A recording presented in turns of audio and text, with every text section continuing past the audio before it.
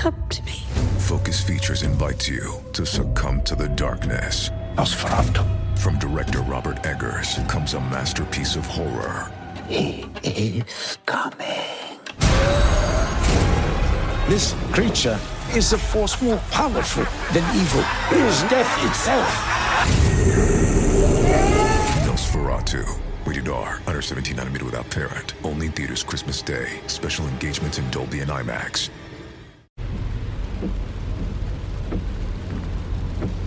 This is the sound of your ride home with Dad after he caught you vaping.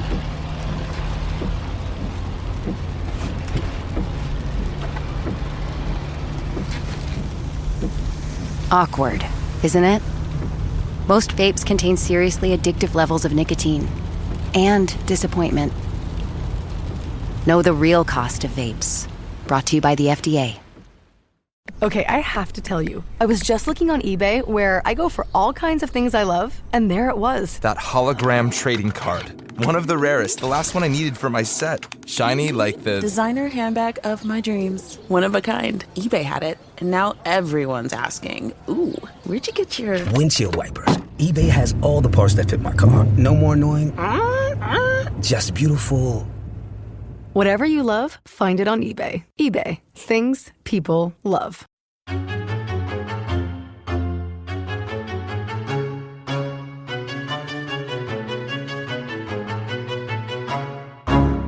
of you may recall the strange affair of the Phantom of the Opera.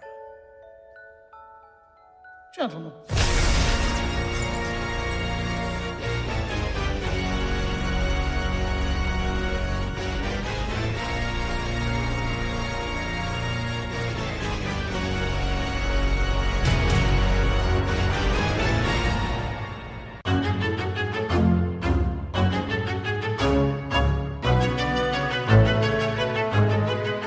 And welcome back to Horror Queers. We're talking, I ate my cat. We're talking a disaster beyond your imagination. And we're talking, stop these things from happening. These things do not happen. And I'm Joe. And I'm Trace. And we're talking, bye-bye.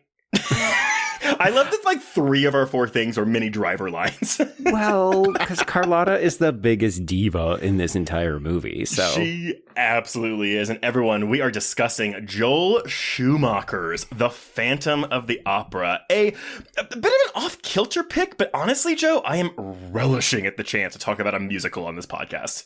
Oh, sure. I mean, I feel like we do, as I said in the outro last week, I think we do, on average, 1 Joel Schumacher film a year, and we've done nearly a musical every year. So this isn't that off-brand for us. It's just that this is less of a horror film than many of the other musicals we've actually covered. It is, but it didn't have to be. Like this, well, I mean, yeah. I have, Joe, this is the weirdest thing. This is one of those movies that I watched it again. Like, I've seen this movie a lot. And the whole time I was watching it, I was like, no. And then it ended, and I was like, I still liked that.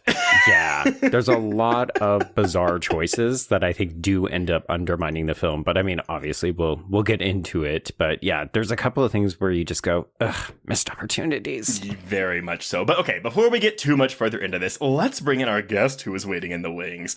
Everyone, he is an English-born American musician who is now 2 albums into his solo career, the first 2 being Live Forever and Farm to Table, with a 3rd album, appropriately titled Horror, on the way this Valentine's Day. Please welcome Bartees Strange. Hello, world. Hello. That's hilarious. I say hello and there's like a frog in my throat. I'm like, hello. Hi, everyone. Dara Singer, come on. It's like you're just like Carlotta in this movie. It's perfect. No, that was actually a very Carlotta move. Minnie Driver. Shame on you for taking this role. It's ridiculous. I don't know.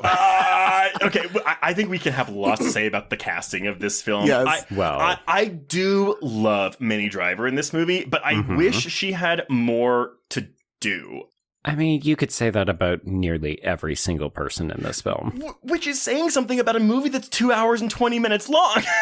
Yeah. Boy. Bartees, I'm just so glad that you're here because we are going to be relying on you to talk us through some of these songs. But at the end of the day, I'm like, okay, musicals, but like, do we have to do the full musical number every time? I agree. I mean, that was my biggest critique of the movie. I'm like, this is too much. It's too so much. long. Too much. But the wild thing is, the one song they actually cut is from the title. They cut the whole third verse out of the title track of this movie. And I'm just like, why? And then we have, I'm sorry, Bartees, have you seen the play, like the stage production of Phantom of the Opera?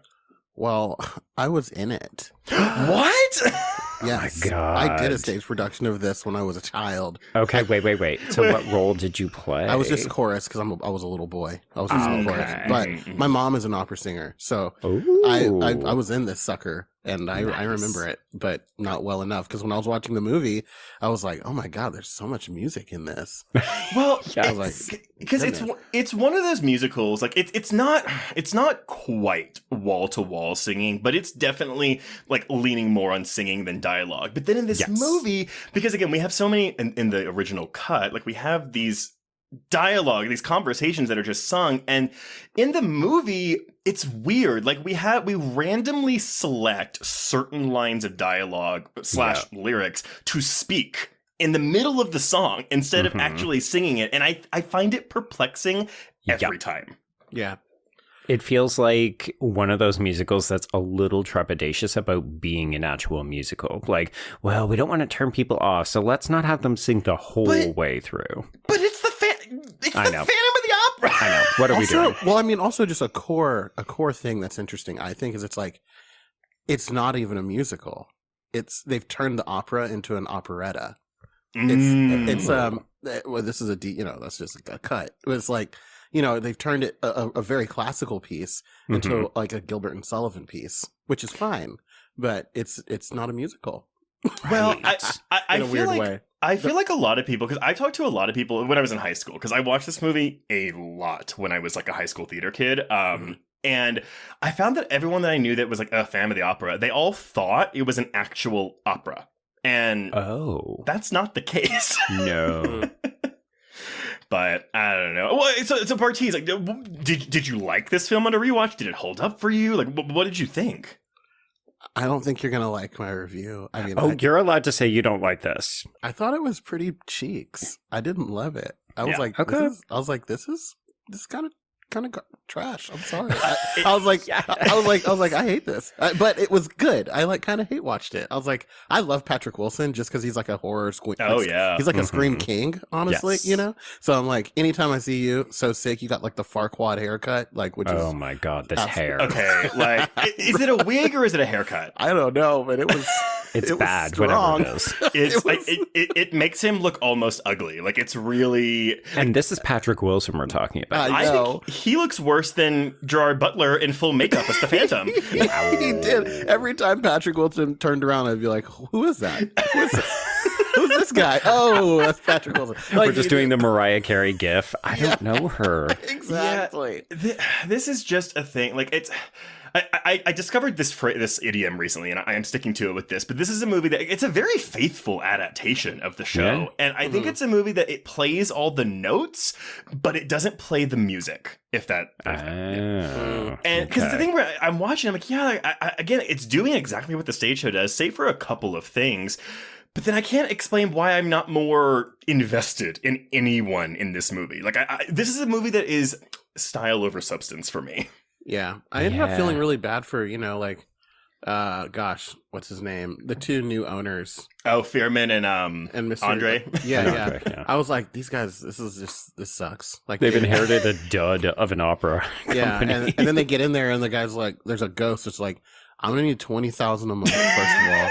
Secondly, after you pay me the money you owe me for nothing, bro, I need you to give me my seats. And if I don't get the seats, it's bodies. And I'm not going to do it when everyone's gone. I'm going to do it when everyone's watching, because it's not like I'll live here. I don't care about I'll be here before you were here and after. So I just never understood why they didn't like have someone waiting in box 5 for every single performance. I know. I just Also, what's he need the money for?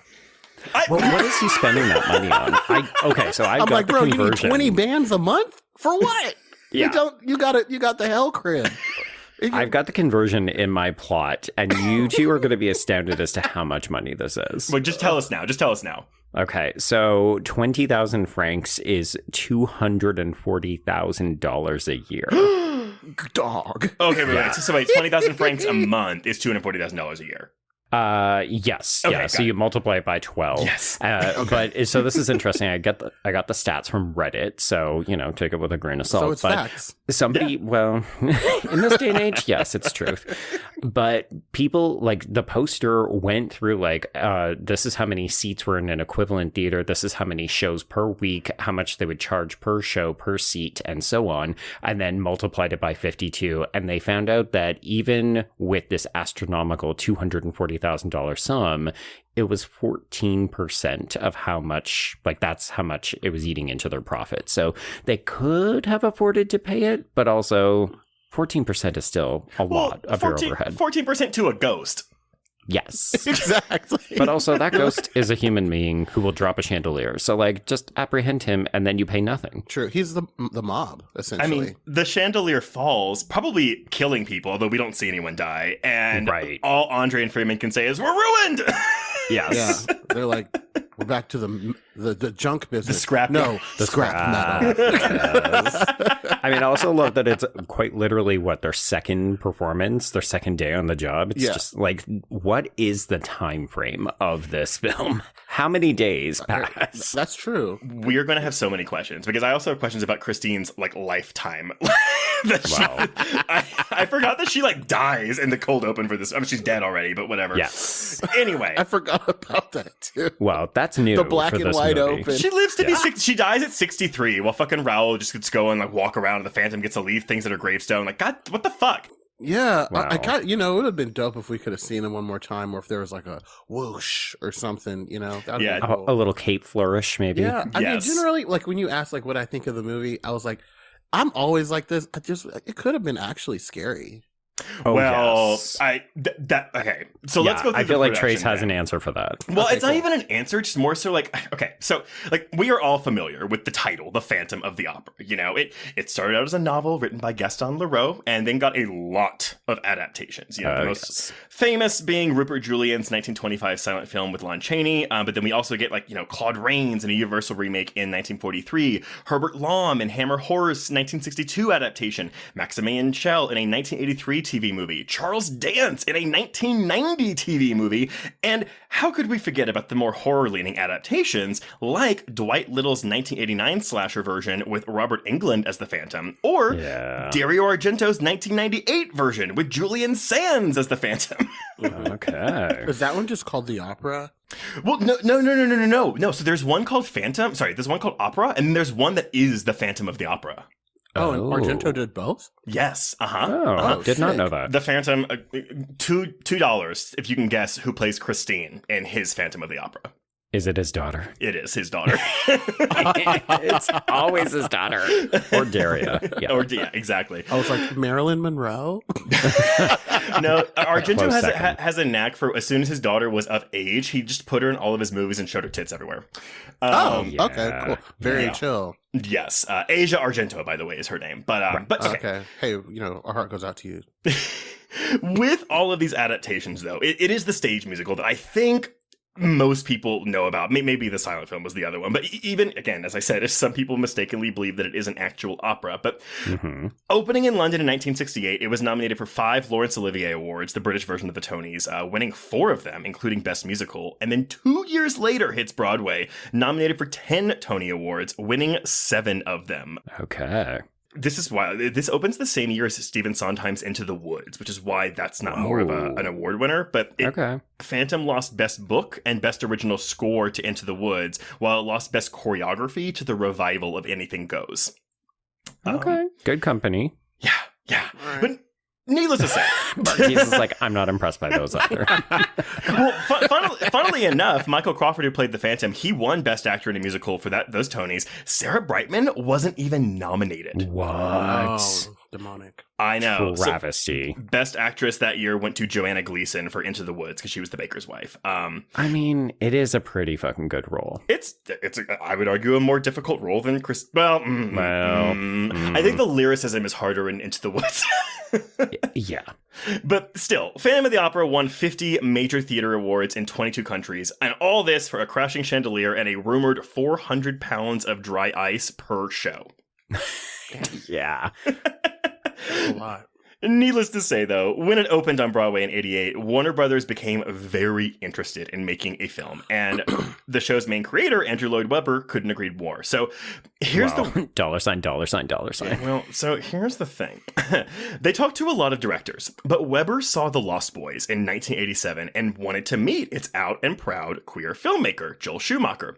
Right. He told him, oh, well, The Lost Boys, that's a very sure-handled film, and it's very impressive for a low budget. But what really struck Webber, and this is wild, how Schumacher handled the music in The Lost Boys. Webber thought it was exceptional, so much so that he said, I want you to direct this movie. And this is in 1989, by the way. Wow. My birth year. Mine too! There we go. Wait, what month are you born? January. I'm February. So we're kind of close. Are you an Aquarius? I'm Pisces. I'm Pisces. Okay, January 30th. God. So they were actually going to make the movie version of the musical around 1990. I mean, they announced that Warner Brothers announced a movie in 1989. Oh, of course they did. And then it just took for fucking ever, right? Well, okay. So this is the wild thing. So they were going to have it star Michael Crawford and Sarah Brightman. And remember, Sarah Brightman and Andrew Lloyd Webber were married at this time because he essentially wrote this musical for her. Yes. So they were cast in the lead role, and the budget was going to be about $25 million, which is about $60 million today. Okay. Reasonable. Yeah. They spent so much money on... That was one thing I thought the whole time I was watching the movie. Oh, so the final budget for this is like $70 to $80 million, which is... it's a lot. Decent. It's a bit more than you would probably expect, but they're also looking at it like it's the Phantom of the fucking Opera. It's going to make us money. Well, and I mean, maybe I'm spoiled by like all these like I'm thinking of John Chu's musicals like In the Heights or Wicked, but it's like those are like, well, In the Heights isn't a good comparison because that was a $55 million budget, but Wicked is like $150 million per film. So yeah, exactly. I think Spielberg's West Side Story was also maybe 100 million, but still, that was a flop. All right, so what happens, though, is in the early 90s, Webber and Brightman decide to divorce. And so everything with this movie got tied up in settlements, and obviously Crawford and Brightman were no longer going to be in this movie. And then while those settlements were settling down, Schumacher's career was taking off because when he got this gig, the biggest credits to his name were St. Elmo's Fire, The Lost Boys, and Flatliners. But after doing that, he spent the 90s doing pretty much two things: John Grisham adaptations in The Client and Time to Kill, and the Batman movies. Exactly. But as we all know, Batman and Robin wasn't very well received, to put it mildly. So, right. I have a question. Is that the Batman that Prince did the soundtrack for? Which one did he do? No, that's the first one. That's the first one. So Batman and Robin is the one with Mr. Freeze, Arnold Schwarzenegger, and Uma Thurman as Poison Ivy. Very campy. Very campy, but like critically reviled, considered one of the worst films ever made. It's not good, but it's not one of the worst films ever made. But so because of that, Schumacher found himself in director's jail, spending the end of the 90s directing either critically reviled yet financially successful films like 8mm, flops like Flawless, Bad Company, and Veronica Guerin, or something that's just good and successful, both in all kinds of ways, like Phone Booth, which I think was his most successful film since Batman Forever, at least critically and commercially. Dude, I just watched 8mm like last week. The shit's fire, actually. I need to rewatch it. I thought it was really okay.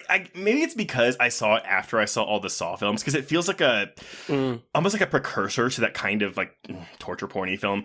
But I remember thinking it was kind of silly. Oh, it's so silly. I mean, it's Nick Cage like playing himself. But it also got so overhyped because everybody said, oh my God, this is the return of like a hard R movie. It's for adults. We're not letting anyone under 17 in this. Like, they really wanted to beef it up as, oh, this is a sensational film. And you're like, meh, it's fine. Got a early James Gandolfini in there too, which is nice. Ooh. Very nice. Yeah, love a Gandolfini appearance, yeah. Well, so luckily, though, during all this time, Schumacher and Webber remained friends and talked on and off for the 14 years since their initial meeting. And one day in December of 2002, they both found themselves in Japan. As you do. As you do. And they met up and they decided it was time to dust off Phantom. Although, I'm going to say, I'm pretty sure the massive success of Chicago helped kickstart these discussions too. Because Chicago, like, by the time they're having this meeting, it hadn't won its 6 Oscars yet out of 12 nominations, but it was, like, critically acclaimed and very financially successful. So, I think musicals were coming back, as was the mindset at the time. Right. But here's the catch. 15 years after selling the film rights of Phantom to the Warner Brothers, Webber's company, Really Useful Group, bought the rights back so he could make the movie independently, albeit for a budget of 70 to 80 million. So it's independently made, but it's not not cheap. Yeah. It's not a low budget film. But luckily, Warner Brothers would get the first look deal for distribution, and they did eventually pay $8 million to get those distribution rights back. Okay. Now, how do you adapt one of the most popular, well-known, and beloved musicals of all time? Well, you start with the script, I guess. So this is credited to both... I know, right? Really? What a novel concept. Who wrote that script? By the way, where are you pulling all this information from? I'm sorry. Yes, this is all coming from the making of featurettes on the Blu-ray, as well as interviews with Joel Schumacher in Entertainment Weekly in August of 2004, and with IGN in December of 2004. Thank you, Joe. Okay. But okay, so... the script. It is credited to both Joel Schumacher and Andrew Lloyd Webber, and I do think that's that the is problem. Part of the problem. So Schumacher had to retool the 2-act structure of the musical to fit a traditional 3-act screen story. So in the show, crashing the chandelier happens at the end of the first act, and Webber was like, well, why don't we move it to the end of the third act? Because then there's an action that happens in the third act. With that solved, Schumacher faced a number of smaller problems in terms of narrative fluidity. Specifically, and again, he's saying this and I don't believe it. He wanted audiences, he wanted audiences to understand the characters and their connections with one another more easily than they did in the stage show. So he added in a backstory for the Phantom that was tied to Madame Giry's childhood, the Miranda Richardson character. And the other big change is Raoul, who I feel like any fan of the musical would not say that's the one thing you need to fix in the show, but... I just really go into a musical worried about understanding a white man.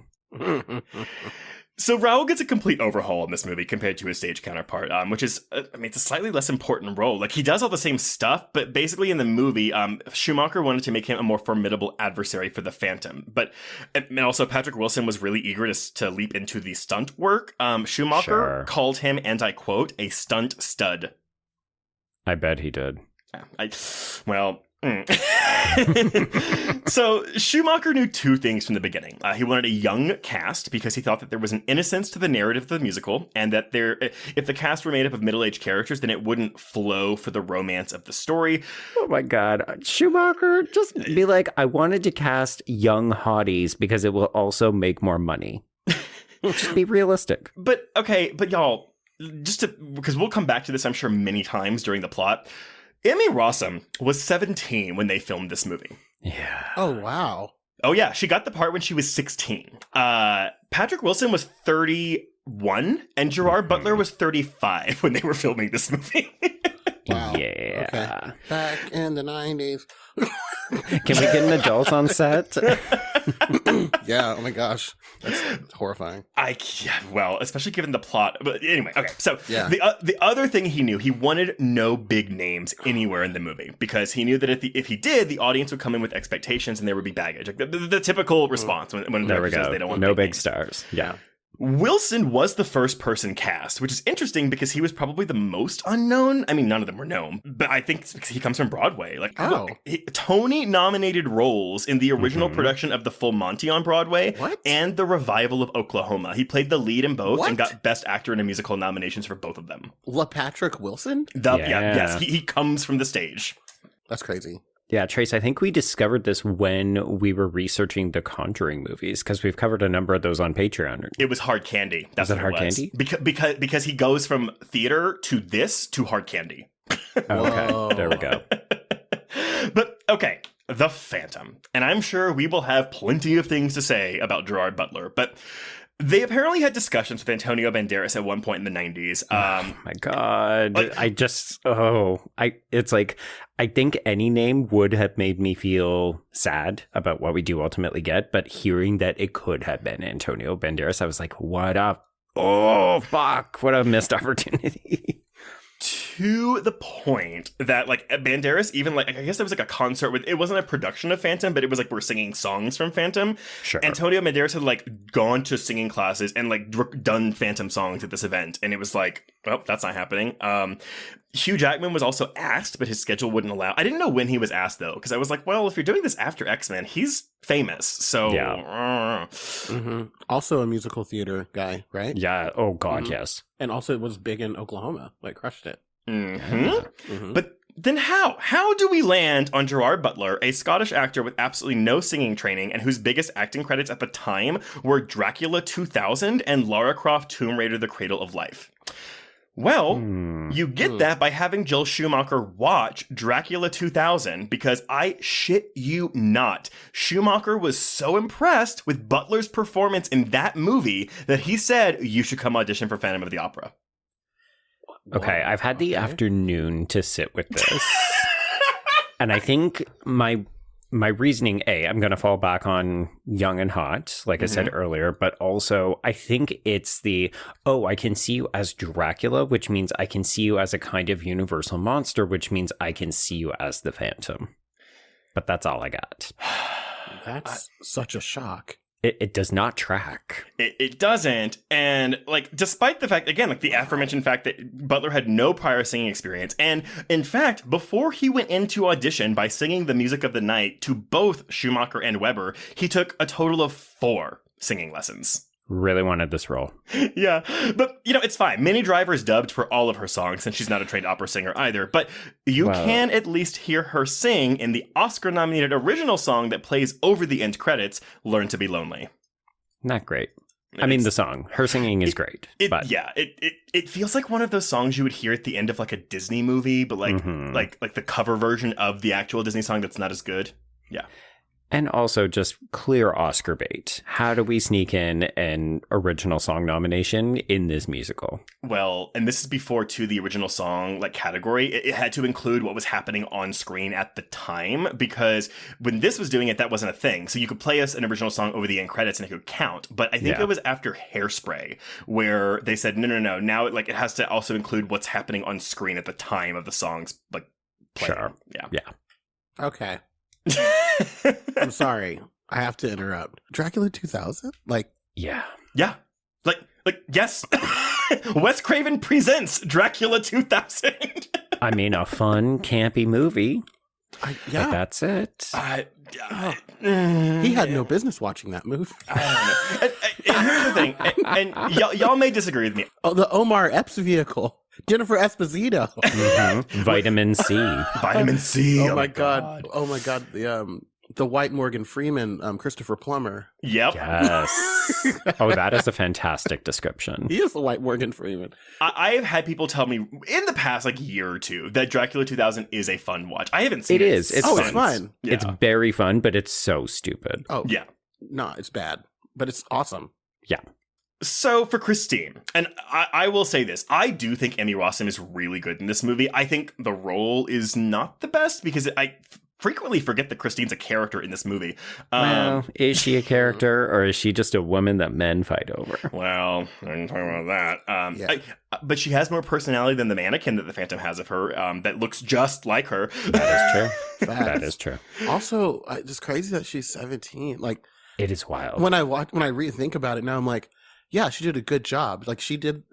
It's like if you were a keener, go-getter 17-year-old that got a break in a movie and you did everything absolutely perfect, you would be this person. Like, she is giving her all in this the entire time. 100%. Yeah. Everyone else is kind of like, at work. Phoning it in. Like, yeah. And she's like, they're on time. You know what I mean? This is the funny thing. So, like, before she came on, Anne Hathaway almost signed on, but then the production of this film was going to conflict with her schedule for The Princess Diaries 2. Oh, my goodness. Wow. I know. She was probably contractually obliged to do that, though. Mm-hmm. Oh, I'm sure, and it's Disney. Like, you don't say no to Disney. And they were like, how old is Natalie Portman? 12? Damn.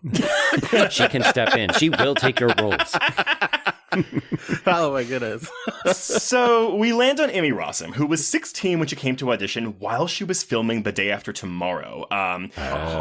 But by this point, she was only known, quote unquote, if you can even say that, for being the murder victim in Clint Eastwood's Mystic River. Okay. Oh, wow. Yeah. Okay. Like, no shade to like out queer directors, but do you think Joel Schumacher was like, hey, Roland Emmerich, do you have anybody up and coming? Oh my God, I always forget Roland Emmerich's gay. I think it's because he makes so many bad movies that I just don't want to think about it. But yes, I think you're right. They're just at tea one day. They're like, pen and back cocktails. Hey, you got any hot up and coming actors who can actually sing? Because I'm saddled with this really hot Scottish guy, but no talent in the singing department. You got any hot teens? It's like, I also have $70 million Yes. to burn. And I need to burn it. Throwing up money at the problem. Well, and thankfully, at least compared to Butler, Rossum was a trained singer. She'd been singing at the Metropolitan Opera since she was 7 years old. But funnily enough, when she was asked to come audition for Phantom, at the time, she had never seen the show or heard any of the music before. So she basically binged it like on the plane to the audition. What a talent. Where are her parents? That's right? Like, who your child is singing at the Met at 7? Like, who's her mom? I would like to know. Yeah, I don't know. Who is Cheryl Rossum? Maybe. I'm about to Rossum's going to have a pretty good career. I mean, obviously, I think most people know her from Shameless, but now she's married to Sam Esmail, so I think she's doing a lot more behind the scenes stuff. But I will say, I think it was a Peacock, like 5-episode show called Angeline, which is about the woman Angeline in LA who just puts billboards up of herself everywhere. Oh, yeah. I thought it was Angeline. Maybe it is Angeline. Yeah, you may be right. Sorry. But like, it is... Because Emmy Rossum, like, I think she helped create it, she produced it, she stars in it. She is fantastic, but it's also one of those ones where, like, she has to completely become a different character under prosthetics and, like, have a voice that's very, like, much like this. She talks like this all the time. Nice. Really worth watching. But anyway. So, filming apparently did go pretty smoothly and lasted from September of 2003 to January of 2004. Nothing was filmed on location, with 8 of Pinewood. Of course not. Well, so they use 8 of Pinewood Studios sound stages. And they even make a miniature recreation of the Paris Opera House to use in the more glamorous establishing shots. Oh, nice. Okay. Exterior backgrounds are a blend of CGI and matte paintings. And then the crew, we have a production designer, Anthony Pratt, who has experience from films ranging from 2001: A Space Odyssey all the way to just coming off a Band of Brothers for this. DP John Matheson was a regular collaborator with Ridley Scott on films like Gladiator and Hannibal. Costume designer Alexander Byrne was fresh off an Oscar nomination for her work in Elizabeth. And for the choreography, they got Peter Darling, who wasn't a huge name at the moment, but he was about to win a Tony Award for choreography for Billy Elliot the musical. And in 7 years after this, he would win another choreography Tony for Matilda the musical. Oh, good choreography in Matilda. We've all seen that Netflix movie. There's not much choreography in this movie, but yes, it's a lot of people walking around and just singing. I made a note where I was like, would Masquerade be better if it had any choreography to it? I mean, that's arguably the most dancey number, but yeah, it's more like fan choreography. Fanography, Trace. Come on, get your Drag Race references down. I don't know about you, Bartees, but I cannot stand the fan. Well, oh my God, wait, are you a fan gay? Yes. Oh, fuck. Okay. Well, I will tell you right now that sound lives rent-free in my brain. Flap. God. Anyway, so expectations were fairly high for this movie, and The Phantom of the Opera was released in the UK on December 10th, 2004, and the US on December 22nd, 2004. And Happy 20th. Happy 20th anniversary. Not met with the most positive of receptions. No. So it opens, and this is all domestic, it opens in the number 10 spot with $4 million. Opening, well, it's just over 600 screens, but even with 600 screens, I mean, you would want more than $4 million over the Christmas week. Its widest release was just over 1,500 screens in mid-January of 2005, but it ended its domestic run with $51 million. Okay, legged it out. It fared better internationally, where it grossed 103 million. So we got a worldwide gross of 150, because that's all the Brits. Right. But so we got a worldwide gross of 154 million against a production budget of 70 to 80 million. So I don't think this broke even. Yeah, it's okay. Well, and I will say this. I don't know if y'all watched the trailer for this movie beforehand, and this is kind of a problem with a lot of musicals of this era, and I'm thinking specifically of this and Rent. The trailer for Rent was just the cast singing Seasons of Love, so if you had no idea what Rent is about, you had no idea after you watched that trailer. Right. For Phantom of the Opera, it does the kind of the black and white prologue, Lift the Chandelier, and then it just plays the overture over a bunch of footage from the movie, but doesn't tell you what it's about, and so all this marketing is for fans of the stage show. They're not trying to bring anyone new in, and they didn't. That's an interesting choice for spending that much money on a movie. Right? But I feel like it feels like such a safe bet to say, well, if we make this, Phantom is one of the longest running musicals in the world, name recognition through the roof. All we have to do is say Andrew Lloyd Webber and Phantom of the Opera, and people come running. But then you realize, okay, well, there's a bunch of people who are probably like Emmy Rossum and have never actually heard it or seen it. And then there's probably a bunch of people who are just like, I'm not really musical. So yeah. Who is this for? But then they'll be like, oh my God, the dude who did 8mm did this? Oh my God, Dracula 2000's in this? Oh my God. Okay, so sick. Truthfully though, if they put in the poster, from the director of 8mm, Andrew Lloyd Webber's The Phantom of the Opera. From the director of Batman and Robin. Oh my God. That would smack, actually. I wonder. That's honestly, a weird poster. Again, much like the film, the marketing team played it way too safe. And I couldn't find anything where anyone was saying, oh yeah, Phantom was a real disappointment, both critically and commercially, because it was. No one was saying that. But maybe it's because the show was still going. So it's because I think Phantom just shut down during COVID. Well, it comes back in 2025. What? It's always coming back. Yeah, it comes back in 2025, and the opening night is here in Baltimore, Maryland, at the Hippodrome. Oh my God. Okay, yes. Well. A year from now, November 2025. Oh my God. Yes. Planning my book right now. Okay. Yes. It also, though, I do think, I don't know how attuned y'all think that general audiences are to reviews, but I don't think the critical reception helped this film, because we are looking at a 33% on Rotten Tomatoes with an average score of 5 out of 10. And I'll never forget, because I was so excited for this movie, and I got my Entertainment Weekly, that was a big winter movie preview, but it had the review of Phantom, and it was a C+ review, and the headline of the review was "Full of Hot Aria." Okay, bonus for that writer. That's really good. I think that was Gleiberman, Joe. Boo. That's hilarious. Doc's the payday for that one, then. Well, there's the Rotten Tomatoes score is ass, literally. But then the IMDb rating is pretty good. It's 7.2 out of 10. Oh, we can't trust the IMDb. I know, though. but it just shows the chaos of the hoi polloi. I fully agree.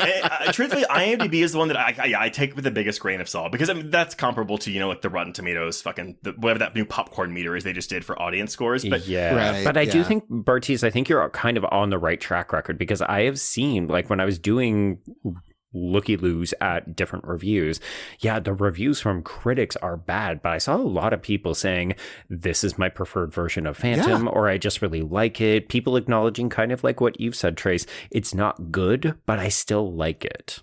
Well, and that's because I saw some people that were like, oh, it's very boring. And here's the thing, I don't even disagree. I don't even disagree, but I'm not bored when I'm watching it. It is boring, but I'm not bored. Yeah, everything just gets you to the next thing. Yeah, and then it's been 2.5 hours. And also, it's also when you watch something like this, you realize that they haven't dialed in the movie musical formula yet. They're still figuring it out. If you compare this to something like Frozen, where it's that's I would say Frozen is the most perfect McDonald's version of a musical, where it's the hits are actual freaking hits, and there's so much data and science and shit that goes into making that as potent as it is. And I look at this and I was like, oh, they were just hoping little girls were going to latch on to one of these arias, and or like someone was going to fall in love with the actual music because there's so much. Well, they reprise everything to death. A million times. To the max, like they were just like, please fall in love with one of these, I feel like the other thing that they were doing was drinking games for adults. Like, hey, every time you hear the word music, angel or knight, shot. Oh my God. Right. You're on the floor. It's wild because if you read Roger Ebert's 3-star review for this movie, he basically says, no, but here's the thing. He says, I don't like this musical. I don't like this, but it's gorgeous and I enjoyed looking at it. I just didn't enjoy hearing it. 3 stars out of 4. So many candles were also used in this movie. Oh my God. Like, how many candles? A small country went dark because they couldn't have the candles. Yeah, like Lithuania has no light still because of this. Like they never recovered. They never recovered. But no, it's crazy. I was like, I don't think they would do this in a movie these days. Like so much fire. Right. Yeah.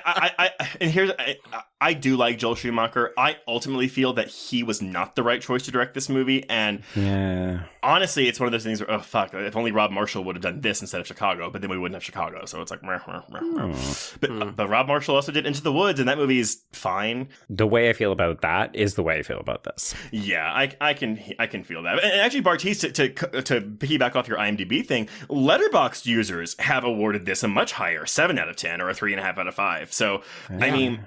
I mean, again, like if you go read my Letterboxd review, I gave this movie 3.5 out of 5, but my review is almost all complaints. Didn't like this. It's like when you're grading an essay that is like really well written, but they didn't really do what you asked. No content. You're like, this is beautifully written and shot, and I don't know what I'm looking at. It's just a weird thing where, like, honestly, if someone said, hey, do you want to watch Joel Schumacher's Phantom of the Opera? I would never say no. I would always say yes. But it's so real because as I was watching, I was like, someone really went in on this music. Someone really They tried so hard. Went hard. I mean, like all of the interpolation, like the I mean, multi-harmony, like huge sound. This is a real orchestra. Like, I was like, somebody really gave a shit. And I mean, I might not have done it the same way, but it's fire, right. Yeah. I'm excited because I do. I'm sure we'll do this in the plot when it starts in a minute. But like, what would we have done to fix this movie? Because it's definitely a thing where I'm like, it's missing like a kinetic energy. It has no energy. There's no energy, but there's so much on screen, and so I'm just like, why doesn't this have the energy? It's almost like they're trying to overcompensate for not having energy by just giving you bombast. Like, we're just going to go big. Yeah, but I would have taken it the exact opposite direction. Kind of like how Quincy Jones took The Wiz. I would be I'm going to freak this and take it into a real world that everyone can relate to. And I'm going to use instrumentation and like stars people know and like freak this. Like, make it freakier and more musical and weirder. We were never going to get that as long as Andrew Lloyd Webber was like co-script. Also, he was apparently like half directing this movie too, because like Schumacher would work with the actors on like, act out the lyrics to the song, because remember, like your song lyrics are dialogue and you're talking about how you feel, whereas Webber was working with the more like the musicality part of it. And I mean, this movie does get 3 Oscar nominations. It doesn't win any of them, but it gets nominated for Best Art Direction, Best Cinematography, and Best Original Song.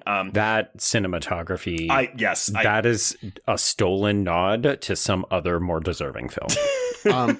Also, I'm not impressed that the Oscars like acknowledge this movie. This is like what the Oscars are created to acknowledge. This is the Golden Globes. I'm a little surprised. I'm a little surprised it doesn't get a costume nod, but it loses art direction and cinematography to The Aviator, and it loses Best Original Song to The Motorcycle Diaries. Oh. Okay. I'll take that actually. Anything over this? Yeah, I'm a hater.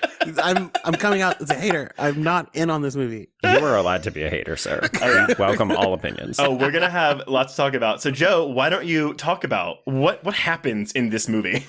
Come to me.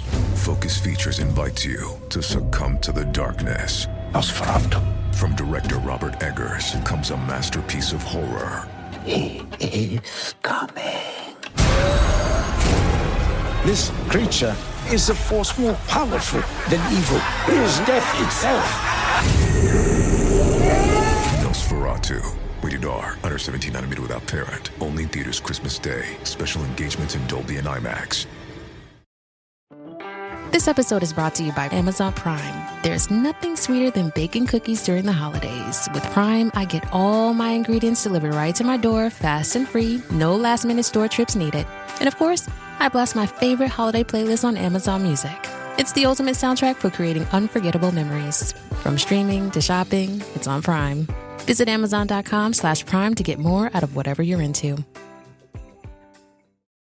Streaming December 12th on Peacock. Paris Hilton and Nicole Richie are back. That's hot. Loves it. For a show-stopping reunion that will prove putting on an opera is anything but simple. We're really good at this. One thing's for sure, they won't be upstaged. Good to have you back. Come on, we've got a show to do. Paris and Nicole, The Encore, a 3-part reunion special, streaming December 12th, only on Peacock. Okay, so we open on a black and white photograph of Paris 1919, and then this becomes animated as we crane down to street level. And I will say, I think I riffed the other piece of my outro last week was like, Joel Schumacher doesn't move the fucking camera. And he does prove me wrong. We are moving the camera, but it's just not resulting in anything. We needed like swooping crane shots or more of them. I think we got a couple, but yeah, like the camera's moving, but it also just feels stationary. It feels stationary. Truly. They definitely should have done a warning before that shot because you could get like car sickness. Oh my God. Well, pushing into the photograph, yes, you mean? Yeah. Yes. I get that this is classy Oscar bait, but are we a little upset that they don't like phantomize the Warner Brothers logo? Oh, maybe. Great. Yes. Now that you mention it. Also, phantomize. Especially our boy, Joel, because I know he did some weird shit to the Batman and Robin. I was going to say, he did it for Batman and Robin. Yeah, 100%. I know that little WB had some green and shit on it. I'm sure. Mm-hmm. Oh, it was frozen to all get out from Mr. Freeze. Exactly. All right. Edit. Yeah. Big edit. First edit. Yeah. Phantomize the logo. Phantomize the logo. It's too classy. We're not going to do that. Or make half the logo real ugly or something. I don't know. Oh my God. The W just has like a little mask on it. Yeah, I will take that. Okay, so we're introduced to Old Man Raoul, who is Patrick Wilson. And still played by him in old age makeup?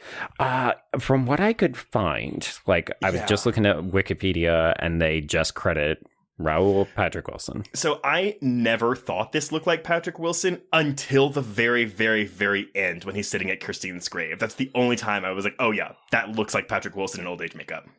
Yeah. I mean, I guess that's good for the makeup department then. Well, they get an A. Okay, there we go. Finally, an A from Bartees for this film. They get an A. Makeup did a great job. Hair makeup did a great job. Choreo was great. Well, on Raoul, maybe not the Phantom. Facts. Okay, so he is being wheeled into the ruins of the Opéra Populaire, and there is an auction happening. So there he locks eyes with Madame Giry, who is played by Miranda Richardson, who is great, but doesn't get enough to do. I also realized that, for the first several times I saw this movie, I don't think I understood half of what she was saying. Oh, really? Yeah. Her French, I know you just did a real, Giry, whatever that French affectation is. And I was like, oh. Yeah, you crushed that. No, okay, so at this auction, we magically come in just in time to pick up the object we are looking for, which is a music box that still plays Masquerade. We've got the little monkey with the cymbals. Very cute. Mm-hmm. And then the next auction item is a chandelier in pieces that figured in the affair of the Phantom of the Opera. And I'm going to say, there's a couple of standout moments throughout the film, and I do think that this is technically how the stage adaptation does it as well. But when the chandelier rises and we get to see all of the dust and the grime wiped away so that we can return to 1870 when the theater is pristine, I do think it works really well. Oh, this looks fantastic. And I mean, I know we're not redoing we're not writing new music for this except for that Minnie Driver song, but the overture for this musical is a banger. I just want to jump around and shake my head every time I hear this and whip my hair back and forth. Right. Yes. Yeah, so the theme continues as we are introduced to the new owners of the Opera Populaire, which is Furman, who is played by Kieran Hines, as well as Andre, who is played by Simon Callow. And these two are giving off partners in the opera, partners in the bedroom energy. I'm not going to lie. Yeah. I guess I always assumed they were gay, and I never thought otherwise until you just said that. Well, they're not confirmed, but I mean, part of the reason you would say, oh, that's absolutely not true is because they're making all sorts of fuck eyes at all of the chorus girls. Right. But that's actually also kind of gay. I would say. Right? It's too performative. Like, oh, we bought this theater. Let's look at the legs on the girls. It's pre-Me Too. At each other. Yeah. They're like, nice waist, girl. Mm-hmm. Where'd you get those leggings and those earrings? Yeah, it's like, whoa, are you a size 3? That's amazing. Like, wow. Couldn't be before. No, it reminds me of like those TikTok videos of it's like gay men acting straight. Have you seen those? Yeah. They're so perfectly good. So good. So they're essentially given a tour of the opera company, and we're continuing to hear the theme. This goes on for way too long. This is part of the reason this movie is like 2 hours and 20 minutes is because scenes like this, not only do they not have energy, but it's like, oh, we're so reverent to the theme song that it's like cut it. Let's move it along a little bit here. Or you don't have this take place over the overture. Like you just make it a really long dusting sequence, I guess. Yeah. Oh gosh. Yeah. Mm-hmm. Okay, so we do get to see the poster for La Carlotta, who is, of course, the woman herself, Minnie Driver. And I did see one gay written review that called this character a bit confounding. And I was like, how dare you? She's a diva. She's fantastic. But the problem is like they dub Minnie Driver. So we do have an actual opera singer who does her singing. But then we got all these characters who are plugging their ears. They're wincing. Yeah. But her voice sounds great. Like, obviously, she's overdoing it a little bit, but it's not as though she's atrociously awful. I'm sorry. Her voice doesn't sound good. Oh, tell me more. Yes. So I... Hey, I'm about to be educated. No, I'm over here just hating. It was when I heard it, I was like, oh, this is... When she opened her mouth, I was like, oh, she's doing the I'm an opera singer voice. Mm-hmm. But she's doing it really well because she's an actual singer. I was like, someone who can actually sing is singing poorly on purpose. Okay. Well, because that's the thing. Kind of doing the like annoying over operatizing, over vocalizing, over like making the vowels too round, making the E's too prickly. That's what it sounded like to me. No, okay. I think it's a thing though. I don't frequently listen to opera, and so it's a thing where I don't know if I'd be able to tell you, oh, that's bad for opera, unless it was actually like they were fucking up the lines or something. But I think also with this is a scene because we have a lot of humor in these early scenes. Again, like with these people plugging their ears, like a lot of it's coming from Minnie Driver, and I do think it's something that I kind of miss from the rest of the film once Minnie Driver's effectively out of it. Yeah. Yeah, we only have one source of comedy, whereas in other films of this nature, you would either go darker and have virtually no comedy at all, or you would say, where are, Bartees, when you were saying, oh, it's kind of like Disney does this version really, really well. And that's because we usually have sidekick characters who are also kind of keeping that energy alive with punchlines and stuff. That's a good point. Well, but I think to your point, Joe, then what's supposed to happen is it's supposed to get really dark in the second act of this or musical, which it does, but it's also like, it's not dark enough. Like, no. I mean, maybe it would be darker if I cared about the Phantom in this movie, but I don't. Might help. Yeah. Yeah.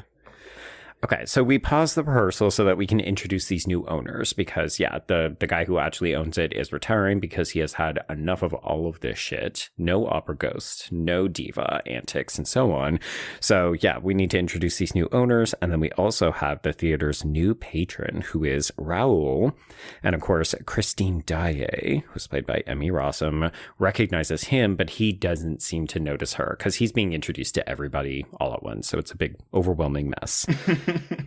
So, along with Carlotta, we also have Piangi, who is played by Victor Maguire, and continuing the characters because we introduced them all at once. I was like, did you know that is in a relationship with Carlotta? Because I sure don't until he dies. Right. And she's like, my love. And I was like, oh. What? Okay. Like, we see them leave when she huffs and puffs, and he's definitely in the stagecoach when Christine makes her big debut. Right. But apart from that, like, it seems like, oh, these are just the two stars of the Opera Populaire. Right. So we also have chorus girl Meg, who is played by Jennifer Ellison, and she is Madame Giry's daughter and Christine's best friend. And she just exists to be Christine's best friend in this movie. She gets one great moment, though, when she just changes costumes into pirate gear for the last act of this movie. Sure. Yeah. Like, why is she wearing leather pants all of a sudden? She's like, I hear that they're actually doing an adaptation of Pirates of the Caribbean, and I'm auditioning secretly. Like, maybe it was her costume for Don Juan, but whatever, man. Yeah. She looks good, though. She looks great. Yeah. Okay, so yes, we see the owners are sizing up the women. Carlotta's being a diva. This is, this whole opera is a giant fucking mess. Now we can understand why this guy is A, retiring, and B, why, we're retrofitting some shit to make this a little bit better for folks. Mm-hmm. So we praise Carlotta. We get her to start singing again just so we can see what we're working with, and things are fine. But bad, until she basically gets cobbled by a falling backdrop. And then Madame Giry reads this letter from the opera ghost. And this is where we get his two requests. You must always leave box 5 open and also pay me a shit ton of money. So when we first see this envelope, I was looking at the wax skull that, seals it. Yeah. And I was like, it's impressive. Well, it's really thick. And I was like, how do you get that much wax? It's at least a half inch thick of a skull. And to the point where even later we will see him do this to an envelope and the physics still don't make sense. No, this is movie prop magic. It's pretty amazing looking, though. I thought it looks great. Yeah. Which is a refrain you'll hear a lot from us probably during this episode. It looks great. It looks great. It means nothing. Yeah, looked very, very cool. Okay, so Carlotta has left because, somebody basically took her out in front of everybody and she doesn't feel appreciated. So she's left the scene, and now we're worried that she's not going to be back in time for tonight's performance. So this is where Christine steps up because Madame Giry knows that she has been taking secret singing lessons with a mysterious tutor. For years. Yes, for years. So we get Think of Me, and this goes swimmingly to the point where we transition to see her delivering it to a packed audience who give her standing O's. And I do have to shout this out, in part because of the Oscar-nominated cinematography. There's like a weird fucking glow, white halo. Like, it looks fucking awful around her. And I don't know who did this, but they need to not have a job. I think it's clearly intentional, but I think the intent was to give her an angelic halo glow. It looks like shit. Yeah. But what do we think of the staging of this, though? Because there is no choreography here. She is just standing. Yep. Like, Bartees, when you did the show, if you can remember, were people just standing there delivering lines and songs, or were we moving around? We were moving around. There was movement. And that was something I thought was weird about the movie, was I was like, for all the actors in here, there's not a lot of acting.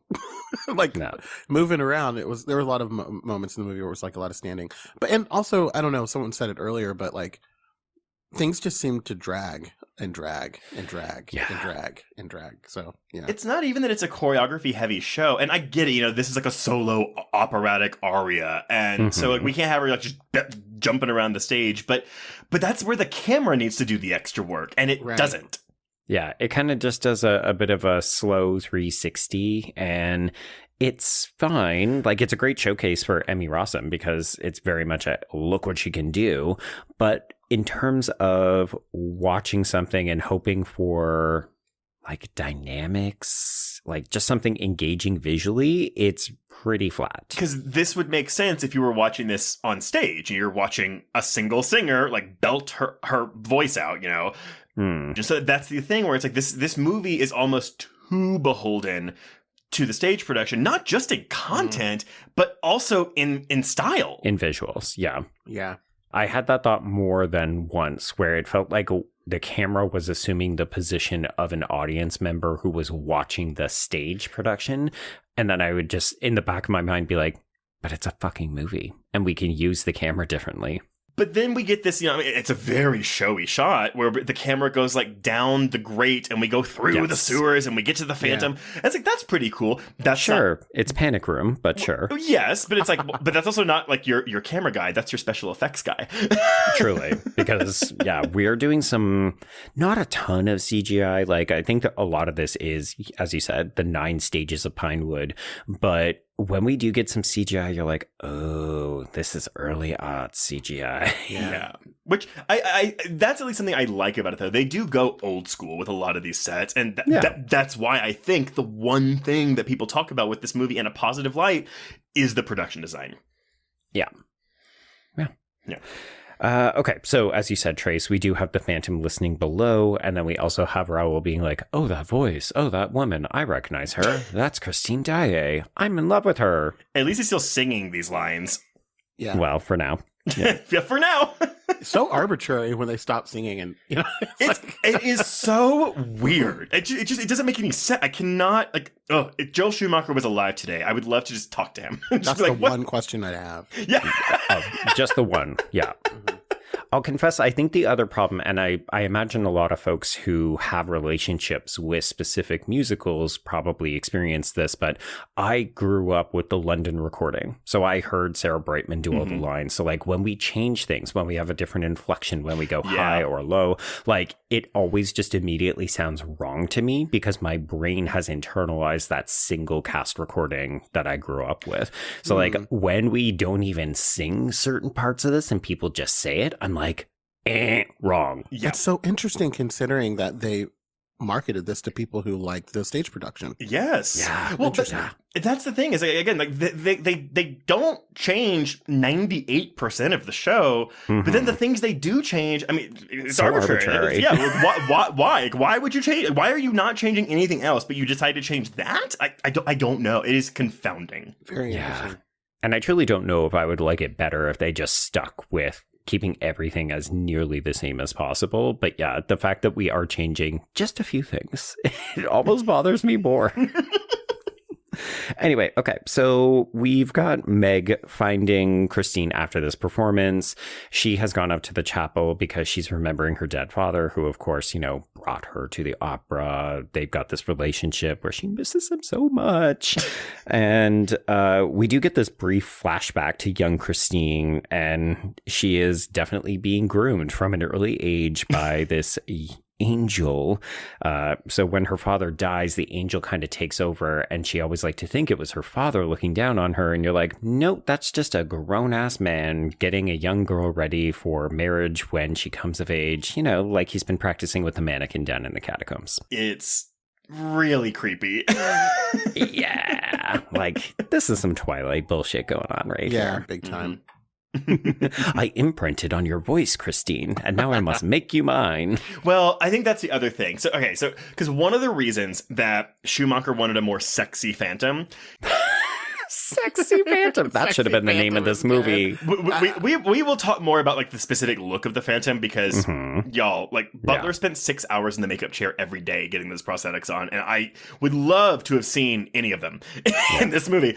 But he wanted a sexy Phantom because in his words he was like, "Oh, I needed the audience to believe why Christine would be so infatuated with the Phantom, which is his looks." And I'm like, no, it's the music. It's literally the music. It's the music of the night. I'm pretty sure because we have to hear it 12 billion fucking times. It would have been sick if they made him like real, like if they would like a pretty like haggard looking. He's supposed to be. Yeah, he's not that would have been so much better. Also, I kept forgetting who the actor was, and I was like, oh, it's Brendan Fraser. Might have been a better pick. I don't know. I've never looked like him for some reason. I was like, oh, he looks like it's Brendan Fraser. Sorry. Anyways, yes. Anyway, but that to me right there is a distinct misunderstanding of the material, which is why it's surprising that Andrew Lloyd Webber was as involved as he was. Yeah. I mean, I wonder if this is where he was deferring to Schumacher and his kind of vision, because it does feel like Schumacher was a bit more involved in the casting and, as you said, directing the actors. But I can't deny that I think he had the right idea, but I don't think it gets executed well, because typically in these movies, we do sort of root for the underdog monster, right? Quote unquote monster. But in this case, like, it should be easy to see because Raoul is such a wet blanket of like fucking nothing that you could be like, oh yeah, he's the safe choice. But really, Christine should be thirsting after this sexy monster. It doesn't help that there's no chemistry with any of the actors. Like, none of these characters want to fuck. This is not a sexy movie. And I will say, because we're about to meet the Phantom. Yes. My big issue, I don't even think Gerard Butler is necessarily bad in this movie, but I mean, the singing is bad. I don't even think the singing, I don't think he has the skills that the Phantom requires. Okay. But I think he does a serviceable karaoke version of all the Phantom songs. But yes. The issue is that he chooses to play the Phantom very angrily. Like, this is a Phantom who is just like practically spitting all of his lines because he's so angry. And while the Phantom in the versions of the stage play that I have seen is an angry character, he also, like, in his singing voice, he has this air of tragedy, of longing, and it allows you to empathize with him even though he's a monster. And because of the way Butler chooses to portray him as this anger machine, I don't have any of that empathy for this character. He's just kind of an asshole. Yeah. And it's hard to believe that Christine could be even remotely interested in him. Like, I do wonder if that's where the age difference sort of helps in this, because it seems like, she confuses him for her father initially. And then Raoul's like, what are you doing, dumb bitch? That's obviously not your dead dad. But she still continues to treat him more like a tutor, more like someone who can guide or mentor her. But then none of the sort of sexy wooing bits work. Like, when she's supposed to be entranced by the Phantom, you're just like, I don't buy it, because she doesn't feel like she wants to embrace him or go on this, moonlight cruise down in his moat. Well, but because that's the other thing. And like, I don't even think Sarah Brightman is like the best performer ever made, but I do think she's a really good Christine, because if you watch her performances, whenever she's in these trances, because that is what it is, she's in a trance from the Phantom singing, her eyes, which I think might be her biggest feature, like they're the biggest eyes, and she never blinks. Like, you can see people comment on it, but it's because she's supposed to be in a trance, and I don't really get that from Christine in this movie. Yeah, no, that does not come across in the movie. Yeah. No, there's a couple of times where she looks a little bit dazed, but it's also like, oh, maybe it's a long shooting day and, Rossum is just a bit sleepy. I mean, I get it. You don't want to like copy the show, but they are copying the show. So it's kind of like, But I guess for an actor, maybe you're kind of like, well, I don't want to be Sarah Brightman. No, because nobody can be Sarah Brightman, so... Okay, so Meg and Christine walk back. We get a rose with a black ribbon from Madame Giry, who says that the opera ghost is pleased. And then this is where Raoul really starts to come in. So because he's realized, oh, this is Christine, my old childhood friend, who I'm clearly much older than, he barges into her dressing room without knocking, without asking her permission, and then says, I'm going to take you to dinner because I love you. And she's just like, no, I can't do that. The opera ghost says I can't leave the theater after a certain hour. And he's like, no, we're just going to go. Okay, I control you now. Yay. I also like, because the Phantom seems to teleport, because Raoul walks out of this dressing room and immediately, like, we have like the black glove hand just locking the door, but then all of a sudden he's behind the mirror. I know there's trap doors in this opera house, but oh my god, I needed a map. Yeah. He's definitely night crawlering, like he's bamfing around this opera house. Yeah. Well, that was something I thought was kind of cool. Like, at the beginning of this conversation, I was like, I feel like they could have made it scarier. But one thing that was kind of almost scary was, it was like, you don't know if the Phantom is a person or a phantom, kind of. Right. And then there are some things that you're like, why does this woman hear this voice at these random times, It's also, I know we've talked about the creep of the age factor, but let's also talk about the creep of, oh, she thought it was her father's ghost, and he was going along with it, but then still wants to fuck her. So moving from, like, father's ghost to something else that you want to fuck. Okay.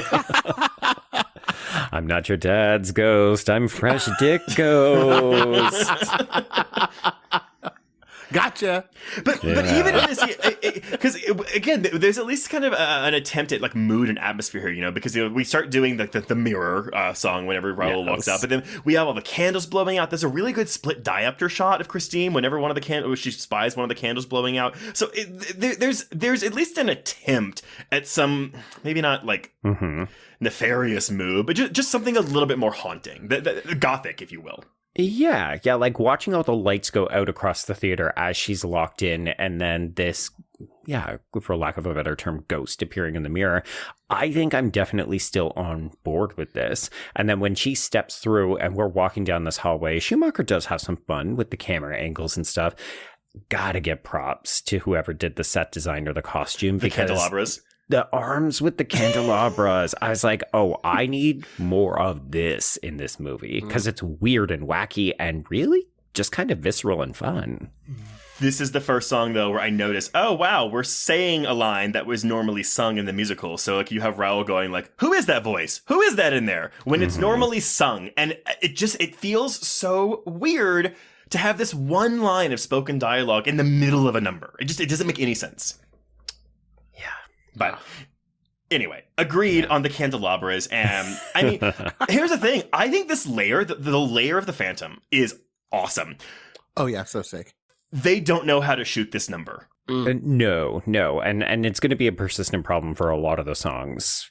But here's the thing. I definitely have like, oh, the catacombs are really interesting, evocative, visceral, blah, blah, blah. But also, did we just bring in or look at Batman movies, because a lot of the architecture is like naked statue men. Well, I mean, Joel did. Yeah. He probably had it shipped over from the Warner Brothers lot.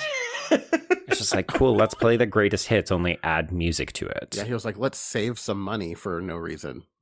We got $70 million. He has. I mean, Warner Brothers paid the $8 million to distribute it, so maybe part of it was also statue sets from Batman Forever. Maybe, yeah. Check the manifest.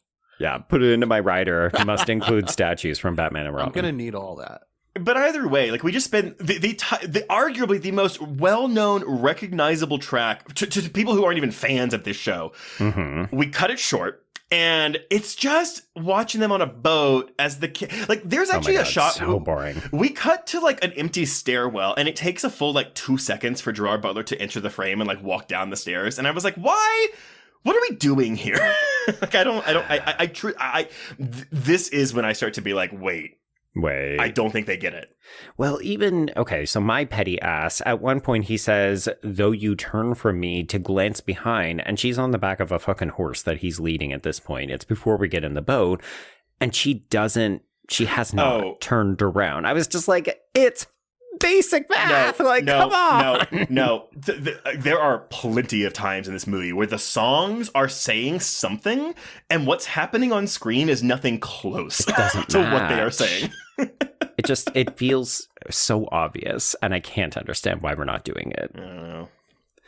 Okay, so yes, we arrive at the candlelit, like this is Bartees where, probably 70% of the candle budget goes. This is catacomb layer. Yes. Ooh, but the candles coming out of the water already lit is a really nice touch. Okay, yes. It's great, except if you've seen the fucking stage play, yes. We just do that. Like, so this isn't even ingenuity. This is just, we did it there, so we'll do it here. And that's the thing. So, like, this in the stage production was ingenuity. Like, they were doing stuff in Phantom that had not been done on stage before, and that's great. It doesn't translate to film if you just copy it one-to-one. Yeah, I think if you've not seen the stage, this is probably going to seem pretty fucking cool. Right, but I guess if you have seen it, you'll be like, "Oh, cool! Yeah, I remember that. We're just doing the thing." Yeah, nice. Wow. It takes me back to that time I saw it live in the theater. When Grandpapa took us to the theater, and we saw that. Wait, Bartees, is this happening in 1917 as well? Yes. Grandpapa. No, this is 1985. Oh, right. Okay. Yeah. Okay, so Christine, yes, is in a trance. She's kind of feeling all of these sexy vibes down in the candelabra music of the night room. And everything seems to be going fine until she looks in one of the 8 million reflective surfaces that this person who hates his own face has. And, and she sees herself with a bridal gown on. And naturally, a 17-year-old goes, oopsie, and she just faints. And then we carry her to the most garishly ugly fucking looking bird bed that I have ever seen. But Tracy will appreciate this. This is where the Phantom is singing as he's talking about taking flight. So I was like, well, okay, I guess we got a bird bed for that line. And like, we're kind of glossing over the music of the night, but this is arguably the other big song from this movie, because it's the Phantom's big number. It's fine. Well, it's their love duet. Yeah. It is that. It's supposed to be that. It's supposed to be that. Yeah. You're supposed to really feel the chemistry. Well, and that's the thing. So, okay. So really quick before you continue, Joe. So because I also watched like the documentary on the Blu-ray that was like all about just the phenomenon of the Phantom and how the musical came to be. And because they were talking about the book and they're like, okay, well, how do we turn this into a musical? And I think either one of the composers or one of the producers that says, in any musical, the barrier you have to cross is like, is it going to be daft, because they're British, when people start singing? That's the hump you have to get over. So there has to be passion and obsession so that words just aren't enough, so that the song has to start, because they can't speak it. It's not going to be enough. Oh, I love that. Okay. And that is what you get in good productions of the Phantom. You don't get that here. No. I mean, I think there is passion sometimes. Like, it's fleeting, but it never... It doesn't take over. Yeah. There's alleged passion. Yes. Actually, Bartees, I would say that it's the sort of ferocity of that score that you mentioned early in the episode, where you said, like, it feels like it's doing so much. And sometimes it does feel like the score and the organ is compensating for the lack of enthusiasm from the singing. Big time. Totally. The arranging. Because I think at the end of the day, they have passion for the material, for the source material. Yes. They don't have passion for what they're actually doing. Yeah, Lloyd went hard. Andrew Lloyd Webber went hard. Yeah. Like, oh, we really need to do this justice because people love the stage musical so much. And it's like, cool, but you're also making a movie and you need to give us entertainment value and purpose. Yeah. No? Yes. Okay. Okay. So Christine is down for the count. She's taking a nap after the bridal scare. And we cut back up top. So we see Meg, because Meg is one of those characters who just kind of like helps to transition between things, even though she never actually does anything in the entire musical. So she finds the passage through the mirror. She gets a rat scare, which I did not enjoy. Because you don't like rats? It's just like, oh, she saw a rat and she's a woman, so she screams. Like, okay, cool. Does she like leave the tunnel? Does she go back out of the mirror after that? She sees the rat and she's like, oh, never mind, bye. It's actually when her mom comes to collect her. She's like, stop exploring. You're not meant to go down there. Because Madame Giry is supposed to be this mysterious figure, right? Like, why does she seem to understand the Phantom differently than everybody else? But I feel like you don't even get that here. She just kind of seems like the Phantom's henchwoman. Yeah, I think that's what you're supposed to think she is, but she's not? Well, sort of. I don't know. Yeah. Anyway, so she sends her daughter back to the chorus, and we see that Joseph Bouquet, who is played by Kevin McNally, is entertaining the women, and he's talking a big game about the Phantom. So Madame Giry warns him, hey, you better keep your arm at the level of your eye, which is a repeated refrain throughout both the musicals. Which you will not know the purpose of. Yeah, no one doesn't, and I don't know why. Does anyone know why? Do you know why? I don't really get it. Why you're supposed to have your head at the level of your eyes? Yeah. It's that so basically the whole thing with the Phantom is, and this movie doesn't do a good job of emphasizing it, but the Phantom is known for this particular type of noose that he uses to kill people. Right. And so basically if you always keep your hand at the level of your eyes, it blocks the noose. Yeah. Got it. Yeah. Or you wouldn't even be able to tighten it fully around the neck because you'd have your hand in there. So.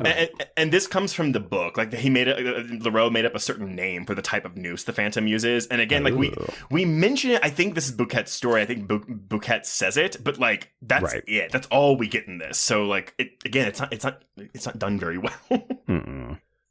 Okay, so we're back down underground, and Christine wakes up, and he's over playing the organ and like kind of singing to himself. So she wants a peek behind that mask. She wants to know what kind of D she's dealing with, and he gets super upset. And this is the point where, if you didn't know that Gerard Butler was Scottish, when he sings, or when he sort of scream sings things like Pandora, Pandora. Like, he is rolling those A's. No, he really is. Like nobody's business. And this is really when I first start to turn on the Phantom, because he is so angry. And again, in the play he is, but he has this like tortured, like he's more sad angry that she has like peeked at his face. Yeah, because he wanted to keep the mystery, but also he was afraid that if she saw the real him, she would run. And here he's just like, fuck you, bitch. Yeah. And you're just like, oh, but now you want to sleep with her? What? And again, his lines, this loathsome gargoyle who burns in hell, he refers to himself as a repulsive carcass. Mm-hmm. And he looks like Gerard Butler with a mask on. Yeah. We will see the face eventually. I saw someone refer to it as a bad sunburn. Yeah. I was like, honestly, you'd just be a model in 2024. Right? Like, they just be like, oh, you're ready for Fashion Week. Can you walk? Like, you look great. You've got a unique look to you. Yeah. Can you walk? Welcome. I mean, here's the thing. He's serving fashion for Masquerade, but when he comes out in that red kind of... the only color in that scene? Yeah. Well, yeah, we'll get there. I mean, yeah, he looks like Gerard Butler, and he's got Gerard Butler's 2004 body, which is to say tight. Yeah, toy. So it's like, oh no, like you've got a bit of a whoopsie scar on your face. Like, yeah, we're still going to Pound Town. Yeah. Don't feel so sad. It's still happening. Yeah. It's happening. Things that are also still happening in this film is we're cutting back to the black and white present. And I feel like I understand why we're doing this. Like, you know, we will follow Raoul as he makes his way out of the city so that he can deposit the music box and feel very sad about his dead wife. It doesn't work for me. Like, these scenes add nothing. Every time we go back to them, I'm just like, ugh, jarring. Okay, you're not giving me anything with this. I think they kill any momentum the film is trying to build up. Yeah. Okay, so anyway, in this scene, it's Raoul driving away, and Madame Giry kind of like looks at him again. You're like, yeah, we already did this when they came into the auction, but okay. So we do get this great shot, though, as we push in on Raoul's eye, and then the iris changes color so that we are back in the past. Sorry, I was about to say present, and I'm like, nope, just confusing. So anyway, Furman and Andre are singing about their missing cast, but, you know, the notoriety has brought them a lot of attention. So if we can actually just get people back on stage, we should have a successful show. And then this is where we start to compare all the notes. This is actually one of my favorite songs because everybody gets a little something to do and the wordplay is really fun.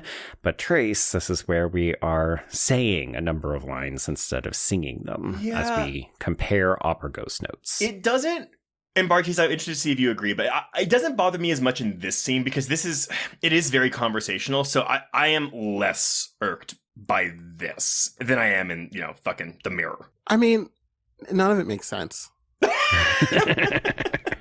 I'm not, it's not a question of how irked. At this point, I'm like, where are we going? Right. What's happening here? But yeah, Well, we're going right into Prima Donna, which is my least favorite song in this musical. Oh. Definitely a skip. But the shitty part was like, there's so much good music in this, but I don't know what it is about, like, if you just play a musical on a CD and listen to it, you can just listen to it. But when you're watching it like this, it like just didn't hit. For some reason, like it felt like just too much music, and it made the good music bad or something. I was like, either just condense it all.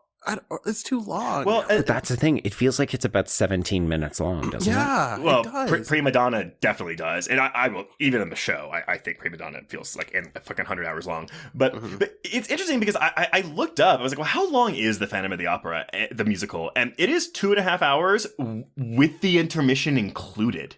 So we are longer. Barely, but yes, and it also feels like the movie isn't long enough sometimes because nothing breathes in this movie. Well, that's why I made the comment about how much time is actually passing in this, right? Because they inherited this theater, Carlotta stalked away, and then presumably that's the first day. Like, you know, we introduce Christine, she gets her standing O, and then she disappears overnight. So this is day 2. Yeah. But like seemingly from this point, you know, we're going to change out the spray for Carlotta. She's going to croak. We have to bring in Christine. And then it's like, I think there's meant to be a big time jump before we get back to Masquerade, because that's normally where we would drop the chandelier. But in the world of the film, it's like the next day again. It's not. Because in the lyrics of Masquerade, it's been 3 months since they last wrote from the Phantom. Right. Oh, wow. Nice one. But because there's no actual time transition in the film, it just kind of feels like, oh, yeah, it's a couple of days. Yeah, no, I agree. The only way you can pick up on that is that line of dialogue. But yeah, it's not good filmmaking. Yeah.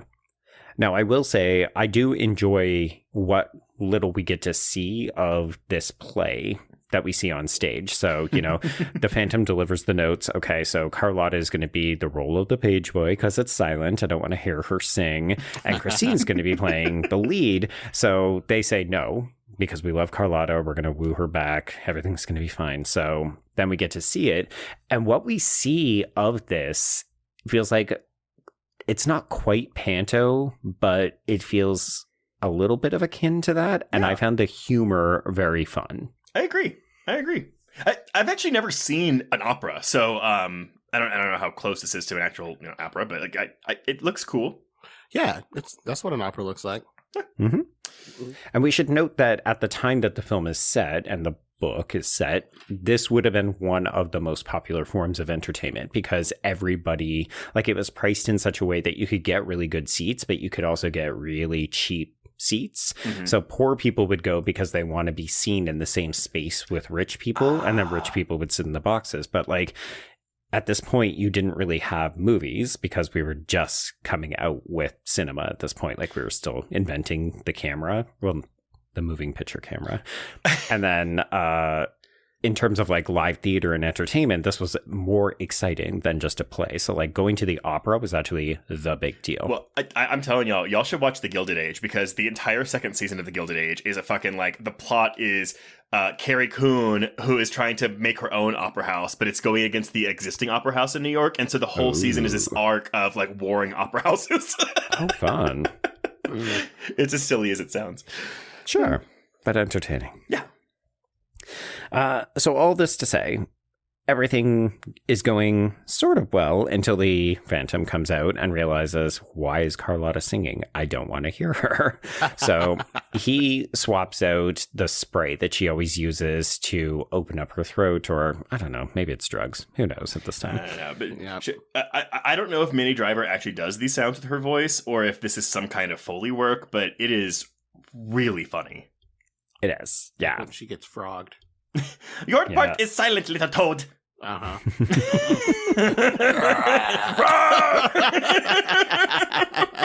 I do enjoy how the audience also gets a kick out of it. Like, we're laughing at her, not with her. So this has to briefly pause the show. So the new owners, apologize and say, okay, we'll be back in like 10 minutes. We're going to start with the ballet. And I do think the behind the scenes antics, as we're seeing all of the chorus people suddenly try to take their places, we're setting up the stage appropriately. It feels like there's a bit of manic energy that I'm missing from other parts of this film. So I was like, okay, let's do this, because we also know that we have to get rid of Mr. Bouquet, because he has gone up into the rafters after the Phantom, because of course he has yelled down at the audience. So Bouquet goes up and is like, I'm going to get this guy. I'm going to deal with this once and for all. Magical noose around the neck. And then we just drop him right in the middle. Mm-hmm. Mm-hmm. It's, I mean, again, in the stage play, this is like a pretty big, like, because this is all building up to the chandelier fall that we will not get in 5 minutes of this movie. But it's, like, honestly, I don't even know who Bouquet is. Like, I know he told that story earlier, but like, why do I care about this? He's just a bit of a lecherous guy, but yeah, like I think he's meant to be the person who either works the lights or the ropes up top. Yeah, who's seemingly always gone anytime something horrible happens, and no one ever suspects him of anything. He'd be the first person I thought did everything wrong, right? And, like, I don't know. And then when he gets lynched in front of everybody, the two owners are like, "Everybody, just relax. It's chill. It's just an accident." And it's like, I was just like, damn, that's so perfectly indicative of the time period. Everyone's seeing people die all the time. And they're like, it's chill. It's just a body hanging from the ceiling. Like, we're going to just fire it back up. Where were we? Right. Don't worry about this. Tell your friends. Yeah. Make sure that they come tomorrow. Maybe we'll drop another body. You don't know. You don't know. Tickets are going up. So this understandably scares everybody. So there's commotion, there's a big fuss, everybody's running around. I did message to Trace that I was happy we get a slight bit of stampeding and trampling, not in this section when the chandelier goes down, but we don't see anyone die, but there's that woman that does get trampled. Yes. Very few people, there's very few actual murder in this movie about a murderer. Yeah, right. Which is funny because we're going to sing about how he just kills without remorse and he's so evil. Yeah. You're like, well, didn't he just kill the one guy? Yeah. One guy that no one cared about. Right. And which is true. No one cared about No one seemed to like this guy. Yeah. But Christine is very scared. So Raoul finds her in the crowd and we escape up through the labyrinth of the theater up onto the snowy roof so that we can sing All I Ask of You. Well, of course, the Phantom eavesdrops. This has never been one of my favorite songs from the show. I think it's fine here, but again, we're just standing there. Yeah. So they end up saying, okay, we're going to be together. We just have to kind of get away from here. And they wander off. And I always thought one of the more effective pieces in the stage production was how you can hear them moving through the back of the theater. So it feels like there's a distance, but, you know, there's an echo to it. And we kind of get that here, but not really. And then the Phantom just kind of does like the Jack from Titanic thing with this stone angel. And he's like, okay, well, fuck you both. And the camera goes way up into the sky, and then we plummet down into the darkness. Does this, because again, normally after the Phantom's big crescendo, that's when the chandelier would fall. Now, do we think this works as a mid-movie climax of sorts, I guess? No, I don't think so. Okay. It's supposed to be that emotional climax, but the problem is we don't feel emotion for this character. Yeah, well, it's hard. I mean, sorry, it's hard to feel an emotional attachment to anything in the movie at this point because you're so bored. Sorry. Yeah, I feel like we don't know enough about the Phantom except for the fact that he poured his heart out to Christine and then it feels like she's stomping on it and just going with Raoul. But I mean, part of it, as you said, Trace, is that we're not really investing in much of this because everything is happening so quickly. And in a stage musical, that's fine because you understand, like, that's just how the book and the music work. Like, we're going to have big time jumps. Things are going to feel super escalated. Like, you feel that in Wicked, right? Where it's like, okay, one day we're going to classes and then the next day we're off to Emerald City. And it just, we're meant to understand months have passed. But in the movies, it just doesn't play that way. We have a different perception of time. So like, I get that he's upset, but it also feels like, hey, Christine, didn't you just reconnect with Raoul at last night's performance? What are we doing? Yeah. 6 hours ago. Yeah. So I like the visual flourish of this, but I don't think it hits hard enough. And then we're back in the fucking present with this black and white scene as we've just got old Raoul. Frankly, it looks like a Christmas diamond commercial. He's just watching this couple picking out Swarovski, what is it? Swarovski crystals. Yeah, like just watching them window shopping and he's like, oh, my dead wife. I miss her so much. Damn. It's been a long time too. I mean, at this point. It's been 3 years. She's only been dead for 3 years at this point. I'm sorry. He just looks way older than... Well, yes. Oh, it's like, sorry, it's like, he's like 60 or something at this point, but she's only been dead for 3 years in the present timeline. Yeah, because this future timeline takes place 49 years after, like, when we're set here. So I mean, I guess he's supposed to be, like in his 70s probably. Right. Yeah. But. Got it. But I mean, like, that's the whole entirety of this scene. So we just see him sitting in his coach, looking at this young couple, feeling sad. And then you're like, okay, let's pick up, quote unquote, act 2, because that's where the musical would be. So it's masquerade time. New Year's, a couple of months have passed. And Trace, have your rant. Yep. All right. Select lyrics from this song include flash of mauve, splash of puce, greens, blacks, trace of rouge, grinning yellows, spinning reds. The choice for this scene is to do gold, silver, black, and white. Mm-hmm. And I get that in theory, but when your characters are actually singing about all the colors that are on display in this room, and none of them are there. And I get it, because they wanted to have the Phantom be the only color of red, while Christine wears a pink dress. Okay, that makes sense. Change the fucking lyrics. Yeah. Easy to do. You've already changed some songs by cutting entire pieces. Yes! So why not just tweak that? Again, like, was no one listening? Did Weber not say, well, you know, the song talks about a lot of color? And it's wild, because there's an interview with the costume person where she says, oh, no, like, we decided to do it like gold, black, white, and silver because that works better in a crowded situation. You know, it's fewer itty-bitty colors and a more whole image. And I'm like, I get it. Yeah. Change it just doesn't match the song. No, it doesn't match the song. It's like literally bad. There's like multiple moments in this movie where you feel like there's so much money and there's so many locations and there's so many moving parts that little things just get completely lost. Yes. It's like Cats, honestly. Which is also a Weber. Actually, oh my God. Do we know if Weber was really involved with the production of Cats? He wouldn't say he was. I don't know. Apparently no one was involved with it. No one claims that. It's just those buttholes, those loose buttholes. That's the saggy, loose, just buttholes. Oh my God. You know what? Good point, because the movie isn't always great, but at least it's not Cats. It's not. Slap it on the poster. It is not Cats. It's not Cats. Because Cats is also a bad stage show. It's not even, it's not good, period. It's often regarded as one of the worst musicals. Because there isn't a story. It's just cats walking up and introducing themselves, and you're like, cool. That is a series of vignettes. But it was also the longest running musical on Broadway until Phantom took over the mantle. I mean, wow. This is why Andrew Lloyd Webber has so much money. This sounds like a back-to-back kind of like movie night or something.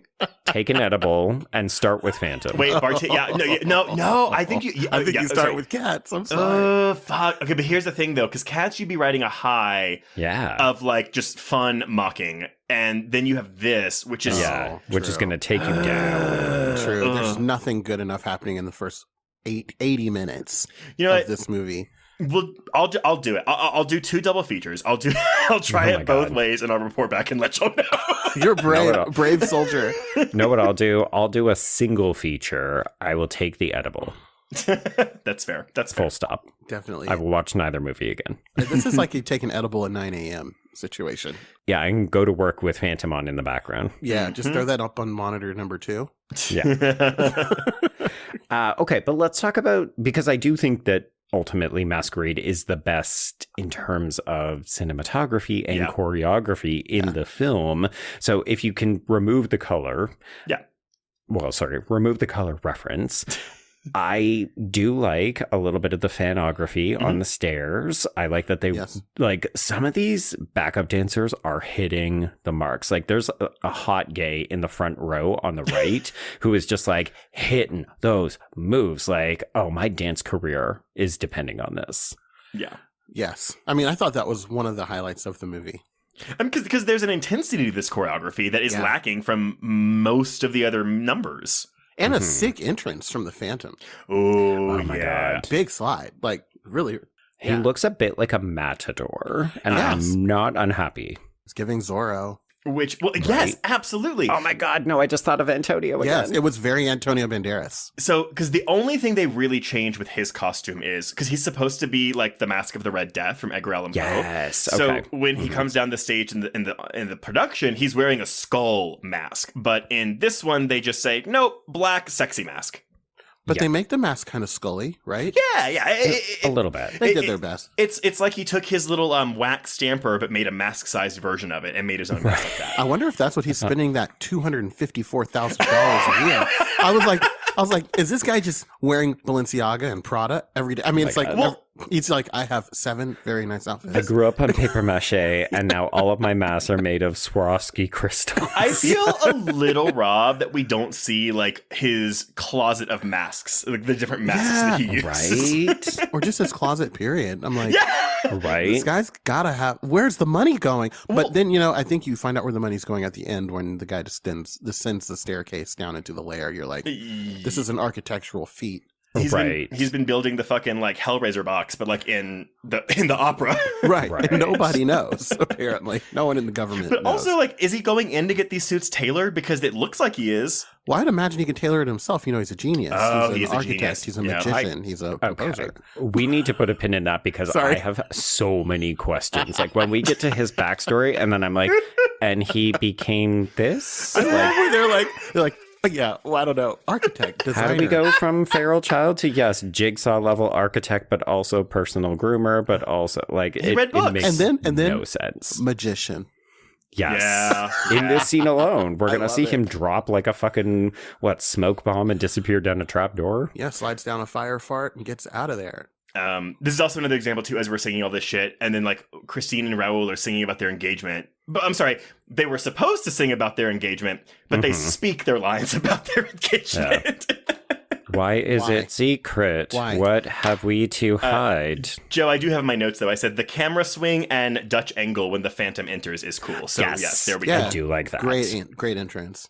Also, I have to give a shout out because one of these background extras is they're dressed kind of like a zebra star. Like it's a onesie that's black and white striped, but like with like big fat legs and big fat arms and little tiny waist. It's like it's a bizarre little costume, and I kind of really liked it. All right.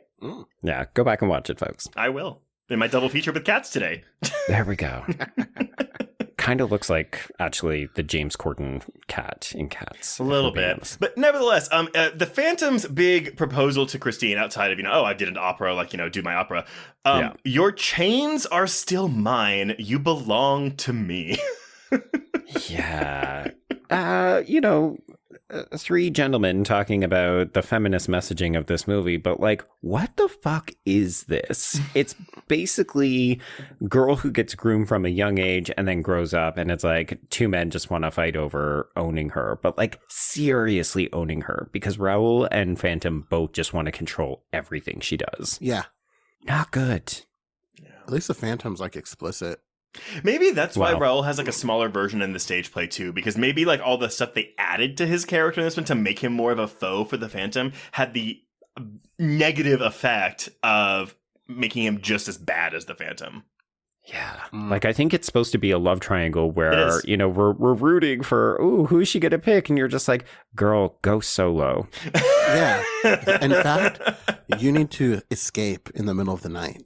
Truly. She keeps talking about how she wants to flee and be free. And I'm like, yeah, free of these motherfucking men who are trying to control you. At least one of them has like a sick closet. I mean, I guess if you're going to have to pick between... They're both rich, though, right? Like, Raoul is very obviously rich because he's a patron. And then the Phantom is sitting on $240 a year. So I guess she could do worse. Yeah. Yeah. If money is driving your decisions, we'll put it that way. Mm-hmm. I do want to give the Phantom credit for being his own kind of diva, because as he walks up, he's like, hey, everybody, I wrote an opera and you're absolutely going to perform it. But also, Carlotta, you can't act. Piaggi, you're fat. And Ferdinand and Andre, you should go back to the office because your creative art decision making is shit. I love that part. It just reads everyone to filth. Yeah. And then he takes one look at Christine, sees the engagement ring, their secret engagement in which she is wearing the wedding ring around her neck. like a dum-dum. So he takes one look at this and he gets all mad. Yes, your chains are still mine. You belong to me. And then we just smoke bomb, disappear down the trapdoor. Raoul jumps in after him, and suddenly we're in a house of mirrors. Yep. This is obviously anytime there's a fight scene between Raoul and the Phantom. That's made just for the movie. Joel Schumacher said we need to add, we don't need to add anything to this play but these fight scenes for Raoul. Sure. It's just him and Patrick Wilson smoking a J, sitting around thinking, we should just add in a bunch more fight scenes. What do you think? Maybe they wanted to get in a more of a male audience, but that wasn't going to happen with the marketing plan they had. Well, honestly, they needed to do something to make this, have some dynamic range. Right. I mean, because at this point, it's dog, how are you going to keep me in a seat? I need to, because you're waiting for that chandelier to fall. Yeah. Wow.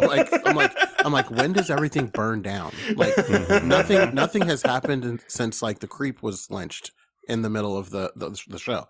And the problem is that by not having the chandelier fall, we just got a sweeping crane shot, but the rest of the film is going to be the sad Christine show. Yeah. And if you're not invested in who she ultimately picks between these two shit dudes, it's a bit of a slog in the back half of the film. Well, I really like her Graveyard Visit, but I just like that song a lot. It's nice. Yeah. Okay. Before we get there, though, Raoul ends up getting rescued by Madame Giry. No idea why she decides to save him repeatedly, but okay. Seriously. Let's talk about the Phantom's origin story, because this is the other new thing that we add. I gathered, Trace, that this is pulled partially from the book. Yeah, basically it's kind of, it's the same in the stage play, except she wasn't the one to rescue him. It wasn't like Child Giry and Child Phantom. She just knows that he's been there since he was a child. But well, actually, this is a really good opportunity to do some creepy stuff because we're working with a freak show. And, we have that cool shot of the guy doing the eyelids. But again, Schumacher just doesn't want to revel in that. So this just really rushed through it. Yeah. Rushed through the origin so hard. And it was almost kind of, because it was so rushed through, it felt kind of nonsensical and brutal for no reason. Well, and this is when you're supposed to realize, to learn about, hanging people is his thing because that's how he kills his abusive boss and the thing. But again, we don't even say that, so it's not made very clear. They could have also done so much more to make him a redeemable character. It feels like this is what we're doing though here, right? Yeah. He was an abused child and then he lashed back out and he realized, I'll just solve all of my problems with violence. That's why he's so full of rage. And you're like, okay, I guess. Yeah. I don't know. It felt so thin. But that's again where I'll call back Butler's performance and say it's not just the writing, it is his performance. It's maybe not in this scene, obviously, but still. Yeah. Okay, so ultimately, there you go. That's how the Phantom got into the opera, and he's been living there ever since, and that's how he knows it so well, because he's got all these secret trapdoors and bullshit. So, okay, let's talk about Christine sneaking out so that she can go to visit her father's grave, and this feels like Patrick Wilson saying, hey, I want more to do in this movie, so we've got Raoul following her on horseback, and it's filmed like a fucking Three Musketeers movie, except that she's just going to sing to Dead Dad's crypt. Well, I do love this, though, because he's guarding outside her room and falls asleep immediately, which is how she is able to escape, while the Phantom is knocking out her stagecoach driver to take his spot. It's okay. This set though, this cemetery set is gorgeous. It's great. I love the look of this scene. Trace, is the reason you like it because it's basically Sleepy Hollow? It is giving Sleepy Hollow. That's funny.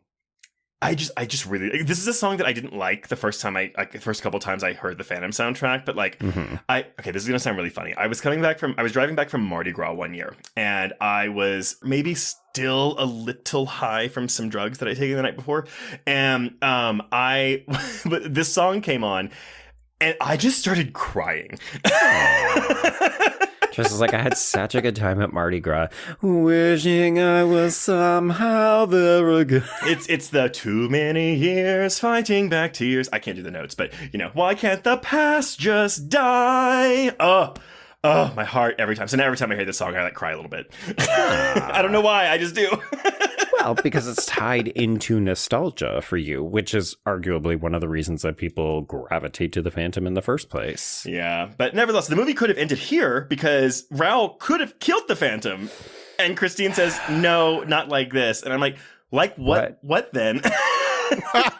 What are we doing with this? Yeah, because this is a completely made up for the movie fight. Again, it goes on for way too long. Way too long.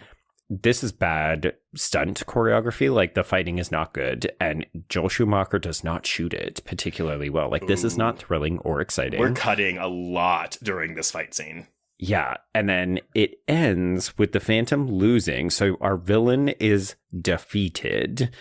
And then Christine saves him. And then this is where the Phantom's like, well, fine, fuck you both. Which, again, just feels like exactly what we did on the rooftop about 10 minutes ago. It's probably like 30 minutes ago, but yes. Well, yeah. What is time? But then we get back to the opera. And it's like, okay, well, how are we going to trap the Phantom? Bitch, you just had him. Yeah. And what are we doing? We gotta get the police. We gotta stake the place out. Da, da, da, da. It's like, honestly, bro, just square up again. Just fight it. Yeah. Because you got like him. You already did it once. You got him. All you got was a slash on the arm. You got him. But like again, going back to my question from earlier, why don't they just have someone guarding box 5 every time? And they don't. And Raoul's like, y'all, the answer's been staring us in the face. We need to use the opera to trap him. No shit. Yeah. And then we do the most basic bitch police deployment ever. Like, we're going to have guards everywhere. It's like, yeah, no shit. We can see them at every entrance. Like, are they supposed to be covert? Because the Phantom's not going to set foot anywhere because you've got about 500 people guarding every exit. Like, this is Trap, only with the Phantom of the Opera. So we're also like doing more singing here. And for some reason, we have to go check back in with Raoul and Christine while they're in the chapel. And I wrote in my notes, I didn't even listen to the lyrics. I was like, Raoul and Christine are singing about love or something. Whatever. Yeah. Yeah. She's basically saying, I don't want to do this. I'm really scared that he's going to get me again. And Raoul just says, well, you fucking got us. So everything's on you. That's the gist of it. And you're like, cool, you're going to spend the rest of your life with this man and have his kids. And die first. And die first. You know what? She was probably like, peace out, I can't deal with you anymore. Okay, so yes, this is our plan. We're going to stage Don Juan triumphant, and then we're going to have all these police officers, and we are going to get the Phantom when he comes out because he can't resist Christine. Sounds like a foolproof plan. We're not trying to hide these men at all. I do like the look of the stage design, though, because we do get to see the beginning of the new opera, and it's very red and black, and it feels like a very distinct change of pace. I mean, this next sequence, the point of no return, is, I think, my favorite sequence in the film. Okay. I like the song, but again, as you said, just the reds on this set, like the set design. I actually wanted to watch this opera before the Phantom crashed it. Sure. Yeah, he quite literally crashes it because Piangi goes backstage and the Phantom just takes him out. I do love the way that this is shot, where it just kind of looks like Gerard Butler is falling at the camera. Yeah. And then Piangi will be dead. Yeah, it's Batman. It's very Batman. Audition tape for Batman. He did not get the role. So, yeah, the Phantom does the most obvious thing, which is that he isn't lured into box 5. He just takes over the opera because he wrote it himself. So he knows all the staging. He knows all the songs. So, yeah, we do The Point of No Return, which is a pretty good song. Emmy Rossum's a soprano, but and obviously, like, that's the register of all of her songs. But like, I love when she gets to go deep in some of these. Like, oh, it's just so good. When will the blood begin to race? All right, when will the flames at last consume us? That's what she does. But yeah, no, this is great. Not a lot. Well, we are getting choreography from the chorus. We keep cutting to the chorus that is dancing, and honestly, it's not perfect, but it's enough to where I'm like, okay, cool. Energy in this scene. Yeah, it's a little interesting. And again, we're sort of moving the camera around to keep the energy levels up-ish. I like this moment where Christine rips off the mask, and then we the Phantom is just like, oh, okay, well, cool. I also have a surprise for you. I'm going to drop us 2 stories. Bam. Okay, she doesn't just remove his mask, though. She removes his mask, which is seemingly attached to his hairpiece? Or are we just to believe that his hair changes when she pulls the mask off? I don't know what I saw when that happened. It is an enigma. I was a like, riddle. This is the scariest thing that's happened the entire movie, is what happened in this boy's head. Yeah.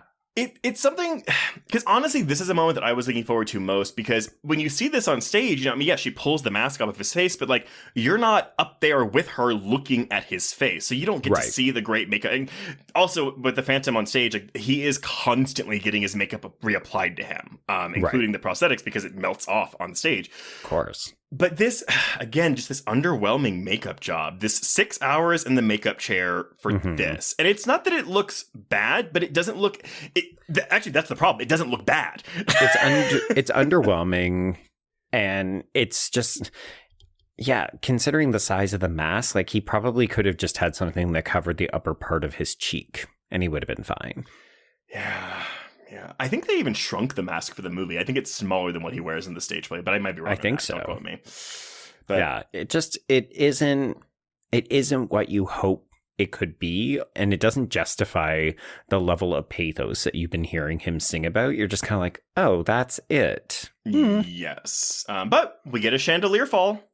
We do, yeah. So he and Christine drop down 2 stories, and everybody is distracted because by dropping down, he has actually loosened the rope that holds the chandelier, and this is pretty fucking good. Watching this chandelier just go into the orchestra pit and then light the opera house on fire. This is also when the music is really... I mean, it's like those strings that... It's so cool. Like, again, I love this sequence. I think it's great. Yeah. I could have done without the bad CGI fire, because I don't think it looks good. I mean, I could have gone with the chandelier actually falling onto someone too, but... Wow. Okay, so Raoul decides he needs to spring into action. He needs to find Christine, so he demands... Yes. He needs Madame Giry to take him to the Phantom's lair. So she's like, okay, I guess, whatever. Fine, why not? I've been like pulling up anytime you need me. Yeah, this whole time. It's okay. I don't have a life of my own. I'm not trying to raise this daughter. Like, she's stuck in the chorus. Yeah. If I let Christine die, maybe she gets to take the lead as the ingenue. But she's also like, again, hey, keep your hand at the level of your eyes. And I think he forgets that after he falls into the pool. Yeah, well, he just doesn't do it at all. He like, as soon as he's like, he leaves her on the stairs, he's like, okay, whatever. You know what you're talking about. I mean, admittedly, yeah, like, he doesn't fall into a tank of water on stage. This is all correctly. New. But it is kind of satisfying, not because I actually think that we're doing a decent job in terms of the performance. Like, Patrick Wilson is trying pretty good, despite the wig. Yeah. But it is hilariously satisfying to watch this jerky character be like, I'm going to go save her. And then he takes one step and just completely falls through this trap and nearly drowns. Okay, but to be fair, it's a trap whose like get out mechanism is also right next to him. There's also some weird filming decisions here because when we're underwater, Schumacher switches to like a fisheye lens. And we also have this like blur effect happening, which is, it's not my least, because Joe, I talked about like this blur effect of this particular time period of movies that I fucking hate, and it's not full in use here, but it's still a blurry fisheye effect, and I think it's because Schumacher was like, oh, we're underwater, so this is what it would look like, but I'm like, right. Yeah, it's disorienting. It'd be a little hard to see. Are we also meant to believe that he thinks he's or is going to be crushed by the ceiling? Because it kind of gave me that Star Wars garbage sequence. Yeah. Okay. Yeah. But again, the wheel to save himself is in the water with him. That makes no sense. I was like, if the Phantom is supposed to be this heartless super freak monster, wow. Like, why is he just giving you a chance to survive? I guess his mindset was, oh, it's really for me because no one else is going to know to look for this thing, even though it's like a big fucking wheel at the bottom of this pool. But why would it be for him? It's obviously a trap. Well, if he accidentally like locked himself in the trap when he was building it or something, I don't know. Oh my god, maybe. This is my failsafe just in case I activate my own trap. Which, I mean, there's so many hidden trap doors around this goddamn opera house. Like, why wouldn't you put it behind like a fucking tile or something? I know, like you're supposed to be a super expert like magician slash architect slash composer slash dresser. Oh my God. But I mean, getting real, Bartees, I think you've actually hit on one of the bigger problems that I do have with this, apart from the visuals and a lot of the choices in direction. I just don't think that there's good enough stakes. Like, the Phantom doesn't seem like he is actually dangerous. So I never worry that Raoul is in danger here, because this movie is first and foremost a romance. But, like, it's a romance where we don't actually care about anybody falling in love or fucking, which is a problem. It's because the Phantom's hot. Who cares what he sings? It's about he's hot. I guess. Yeah. Okay, so yeah, we managed to get out of this trap pretty easily. Meanwhile, the Phantom is, like, out there whining, being like, I'm so ugly, I've never gotten laid. It's very, very sad and hard to be me. And I do want to take a moment to acknowledge we've already talked about the mannequin, but I did love this reveal that it's like, oh, he's been jerking it to a Christine mannequin this whole fucking time. Oh, God. It's sad because it's true. This is so funny. I also think that this version of the mannequin looks less like Emmy Rossum, whereas when we saw it earlier in the movie, that looked like Emmy Rossum, like a mold of Emmy Rossum's face. It looked like she was having a delusional episode, and she was like, oh my God, I can imagine this is what I would look like if I had to marry him. And here it's like, oh, here's the thing he's been sticking his dick in so hard, it's broken.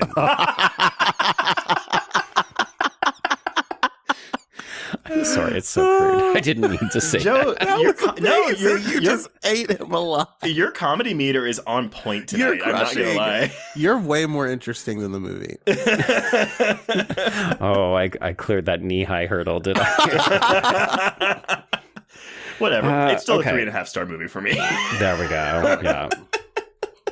So I do love this moment where she's like, okay, so they're connecting. She's like, oh my God, I guess this is my future. And then Raoul just kind of rolls up at this gate and he's like, hey, I'm here to save you. Just immediately gets tied up. Wait, I think, my dear, we have a guest. Da, da, da, da, da, da, da. Mm-hmm. Love it. I'm not going to sing the whole time, I promise. This is like the number that I listen to the most when I listen, because it's like a 13-minute track from... Yeah. The end of Point of No Return to this. It's big because this is where we are doing a certain amount of reprises as well, right? Like, we're pulling back in because we need to confirm everybody knows, oh, hey, do you remember Angel of the Night? Or sorry, Angel of Music? Angel of Music, Music of the Night. There we go. I was like, which one does Whitney Houston sing to Kevin Costner? Okay. I think Rossum is doing good work for most of this movie, but when she has to go, tears of hate, and you're just like, nope, we needed a second take on that one.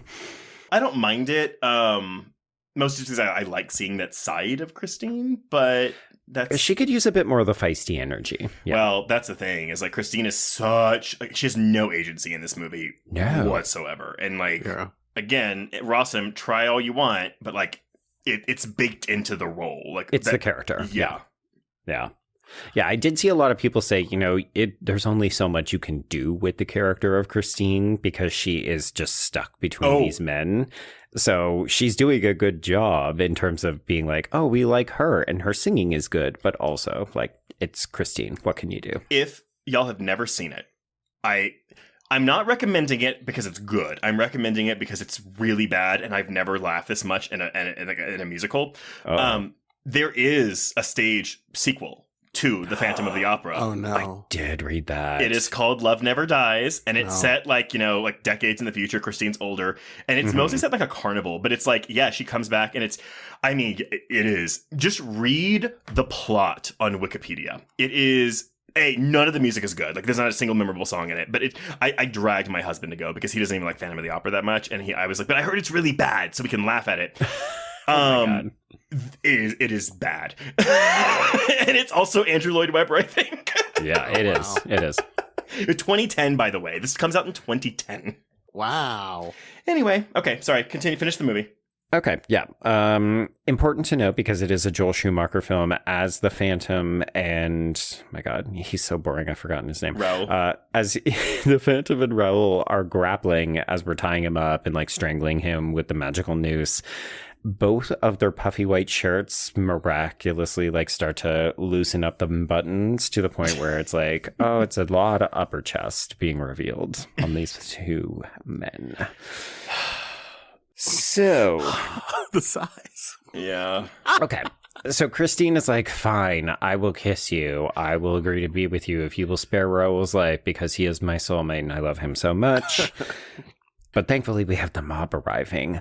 We get a hint because remember that the whole opera house is on fire. And even though this is several stories below, we get hints of like the roof on fire and falling, like flaming roof pieces are falling as we see the mob coming down. And I was like, we need more of that Silent Hill energy in this movie. That would be amazing. Yeah. I'm a little surprised too, because like, again, like the mob has like chorus verses in this song, and we don't cut to that mob singing at all, which kind of bothers me. We got it like twice, but it feels extra brief. I'm not bothered by that as much as I am though by this Christine kissing the Phantom thing, because again, and I wrote is it just out of sympathy? Like, is that how we're meant to read it? You know, okay, I guess. Well, that's the thing. So what it's supposed to be is that this is the first time ever that the Phantom has experienced human kindness and empathy and sympathy. And so this kiss is representative of all of that, which is why immediately after the kiss,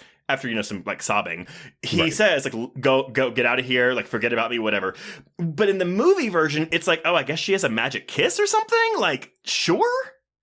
I would even argue it goes further to say he feels that ever so briefly. And then the mob is arriving and he's like, I'm about to be discovered anyway. So you might as well just go. Ooh. Yeah. I mean, I thought this is obvious. I mean, I don't know why he all of a sudden is like, I'm not evil anymore. I'm sorry. Yeah. Like, so it, you know, the whole is like very wimpy. You know, she does the kiss and then he's just like, man, I kind of want you to want me though. This kind of sucks. I don't know, man. I talked a big game. You know, I was just going to take you against your will, but I do kind of want you to be here. Okay. 2 potential readings. 1, the kiss is really bad. And he's just like, ooh, you know what? He's Never like, mind. He's like, I like the real doll. There we go. Yeah. I'm going to go back to Vicky with the real hair. Or second reading, he's like, no, I'm in more of my redemption era right now. So I'm really looking to I'm not that guy anymore. Okay. I don't want to be a Raoul. But isn't what Christine does next a little bitchy though? Because he goes off to like wallow and she walks in and he looks at her like, oh, you've chosen me. You're going to leave Raoul. And then she just like, she keeps staring at him and he's like, oh my God. And then she starts walking towards him and he's like, oh my God, it's happening. And then she just gives him the ring and walks away. Yeah. Which, P.S., isn't that the ring that Raoul gave her? Yeah. So why are we giving that to the Phantom? I don't know. Maybe she didn't think it was a good ring. Yeah, maybe she was like, I'm going to get another one from him. He has so much money. I'm good, dog. Like, but take this. Like, he is looking at her like so eager, like, oh my God, she has changed her mind. And that is not what she has done. No. Yeah. So she gives him the ring and then she and Raoul leave. And it's a bit of a reprise of what happened up on the roof, right? Where the Phantom has to hear them singing about how much they fucking love each other as he just sits there and wallows. And then, you know, he does the sad thing where he doesn't do the sad thing. He breaks every fucking mirror in the place with the lowest energy I have ever seen. Like, he's been so filled with rage this whole movie. And then here he's like, break the mirror. Because where's he going to go? I mean, he knows he has to pick this up eventually. Well, and the funny thing is that in the musical, like in the stage production, what he does is he says his goodbye to the music box and then like a magic trick, he just disappears. And you're not really supposed to know, does that mean he died? Does he just disappear? Whatever. And here we actually see the final mirror that he breaks is another one of these fucking trapdoor contraptions. So he just steps through it. So there's no mystery as to whether or not he lives or dies. And it's dumb. I forgot. Yeah, no, cause you say, hey, I'm going to elaborate just a tiny bit, but like basically, yeah, he covers himself with his cloak at the organ of the piano. Meg walks in and pulls the cloak away. Yes, and there's nothing there. The only thing that's left is the mask. Yeah. which that's cool. It's great. Yeah. And it like you could make that very cinematic, right? No. And instead here it's just like, no, I'm just going to walk through this. Maybe they were saving it for the sequel. Oh my God. Phantom 2, back in the boo. It's okay. Christine actually has to be alive for Love Never Dies, so it's fine. There we go. It also didn't exist at this point, but... Yeah, so Meg comes down. She's looking like a hot pirate, and cool, we've got the music box. And then, oh my God, guys, we're still not done because we have to go back to this fucking black and white present so we can watch old man Raoul go to Christine's grave. She's been dead for 3 years at this point. And on the headstone, we find the ring and a fresh rose, which means... the Phantom is still alive. Oh, and then the rose turns red. Bad. It's bad, unconvincing CGI. And we pull back and realize this is a painting. And then it's obviously wherever the Phantom is now. And there's a candle burning. And then the candle goes out. And that's the end of the film. And I vomit into a bucket. And then look at this photograph by Nickelback then plays right after. Oh, God. Yeah. Oh, God. I blocked that song from my memory. Look at this photograph. It's just the Phantom's like, actually, I'm in my Lestat era and I'm doing hard rock. Yes. That's honestly, if that song would have played, I would have given this movie 5 stars. Right? That's the sequel we need and deserve. Yes, and it's just Nickelback playing all the roles. Honestly, though, if they did well, they can't because Christine's dead in this movie, but they could lie. If they did a legacy sequel and did Love Never Dies with Gerard Butler and Emmy Rossum, I would go see it. You would have to recast Gerard Butler. He is so like we have not thrown enough shade at him. His singing voice, it could be fine, but when you know what this role is supposed to be, he is terrible. He is so miscast in this movie. Such a wild choice. Wild choice. Yeah. It's just to knowingly cast someone with no singing experience. And again, like Schumacher's the one that pushed him. Weber agreed, but I'm also just like, I feel like Schumacher just wanted to fuck Gerard Butler. Yeah, like I think that has to be it.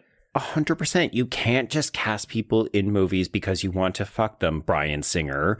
It's like you just have to stop doing this kind of stuff. It's gay men. This is how we're getting a bad reputation. Like Ryan Murphy, Bryan Singer, and Joel Schumacher. To be clear, shame on all of you. I think Joel Schumacher is the least guilty out of all of these people. Well, but yes, for this particular movie, yes. Yeah. So, yes, that is The Phantom of the Opera. And Bartees, as the guest of honor, what are your final thoughts on this calamitous film? I mean, it's too long, too much music. Talk more. Emmy Rossum, you're too young to be here. Wow. I think that overall, though, it's really pretty. Beautiful gowns. I mean, beautiful gowns. That's the review. Beautiful gowns. Beautiful gowns. Okay. If you love gowns, you'll love this movie, but not if you like anything else. Yeah, this is a bit of a miss, but I am in agreement with you, Trace, where I was not unhappy to have to sit down. Even, you know, when you hit play and you see 2.5 hour runtime, you're like, oh, Jesus. But somehow it is compulsively watchable. It's just also aggressively not good. It's so perplexing. I agree with everything y'all have said, and it's still a 3.5 star movie for me. Like, I don't know what to tell you. So, but I'm glad we got to cover it because this is a very rare type of film that we can cover on this, even though, yes, we have covered musicals before, but how many are like this, you know? Mm-hmm. Zero scares. There's nothing like this. Quite literally, nothing like this. This is, I would describe this as singular, this film. There we go. Yeah, in good and bad ways. Sure. Oh boy. Well, okay. So before we announce what we're covering next week, Bartees, first of all, thank you so much for joining us, and let everyone know where can they find you, and you know, any tidbits about your horror album coming out. Yeah, I have a record called Horror that's coming out in February. It's coming out on Valentine's Day, my least favorite day of the year. It is, you know, it's a record I've worked on for a long time. It's my third album. It's about things that scare me. It's not so much about monsters under your bed. It's more about just like being alive as a queer Black person in the world. And you know, that's plenty fucking scary. Yeah, and so it's you know, it's just life. It's just life, and how some of these, and you know, the the little things that keep life moving can be like the scariest things about being alive, you know, like where to live, who to be with, who your friends are, you know, if you feel like you belong places, you know, little things like that, and how those can be like the things that control your life. If you let them. So, but yeah, that record is going to come out in February. There's a few songs out already. 3 of them to be exact. Yeah, 3. So yeah, you know, check them out if you have time. I think they're special. Yeah. And yes, we will link to all of this in the show notes, everyone. So please go check out Bartees' music. And if you want to get in touch with us, you can reach us on Twitter and Instagram at HorrorQueers. Shoot us an email at horrorqueers@gmail.com. Find us on Letterboxd to keep track of all the films we've covered. Join our Facebook group to chat with other listeners. Please, if you love us, rate and review us on Apple Podcasts or Spotify. We're in holiday season, so you should want to do that. Please do that. We love that. I'm never good at asking for that. But if you want even more content, please support the show by becoming a patron at patreon.com/horrorqueers. If you subscribe today, you will get 348 hours of Patreon content, including this month's new episodes on Hannibal Season 1, episodes 12 and 13, as we finish our Hannibal Season 1 journey, Nosferatu, and full-length main feed-style episodes, complete with research on Cuckoo, I Saw the TV Glow, and The Substance. And then, as if that wasn't enough, we also have a brand new audio commentary on Scream 6, without me, but with some very special guests. There we go. Joe, what are we covering next week? Okay, so it's the week before Christmas, and we thought we should go Southern and we should go camp. So, Trace, in honor of the 60th anniversary, we are going to look at the not quite a sequel, but kind of a sequel, Hush, Hush, Sweet Charlotte. Yes. Everyone, if you have not seen Whatever Happened to Baby Jane, please go watch it. If you haven't listened to our episode on Whatever Happened to Baby Jane, go watch it, because this will be basically a part 2 of that discussion. Yeah, exactly. But get ready for some Betty Davis being crotchety and bitchy and just all around delightful. But until next week, we can cross out the Phantom of the Opera. Indeed. And cross out Horror Queers.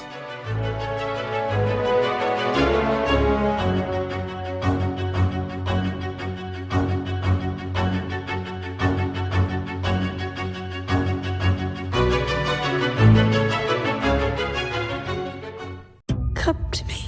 Focus Features invites you to succumb to the darkness. Nosferatu. From director Robert Eggers comes a masterpiece of horror. He is coming. This creature is a force more powerful than evil. It is death itself. Nosferatu. Rated R. Under 17 nanometer without parent. Only in theaters Christmas Day. Special engagements in Dolby and IMAX.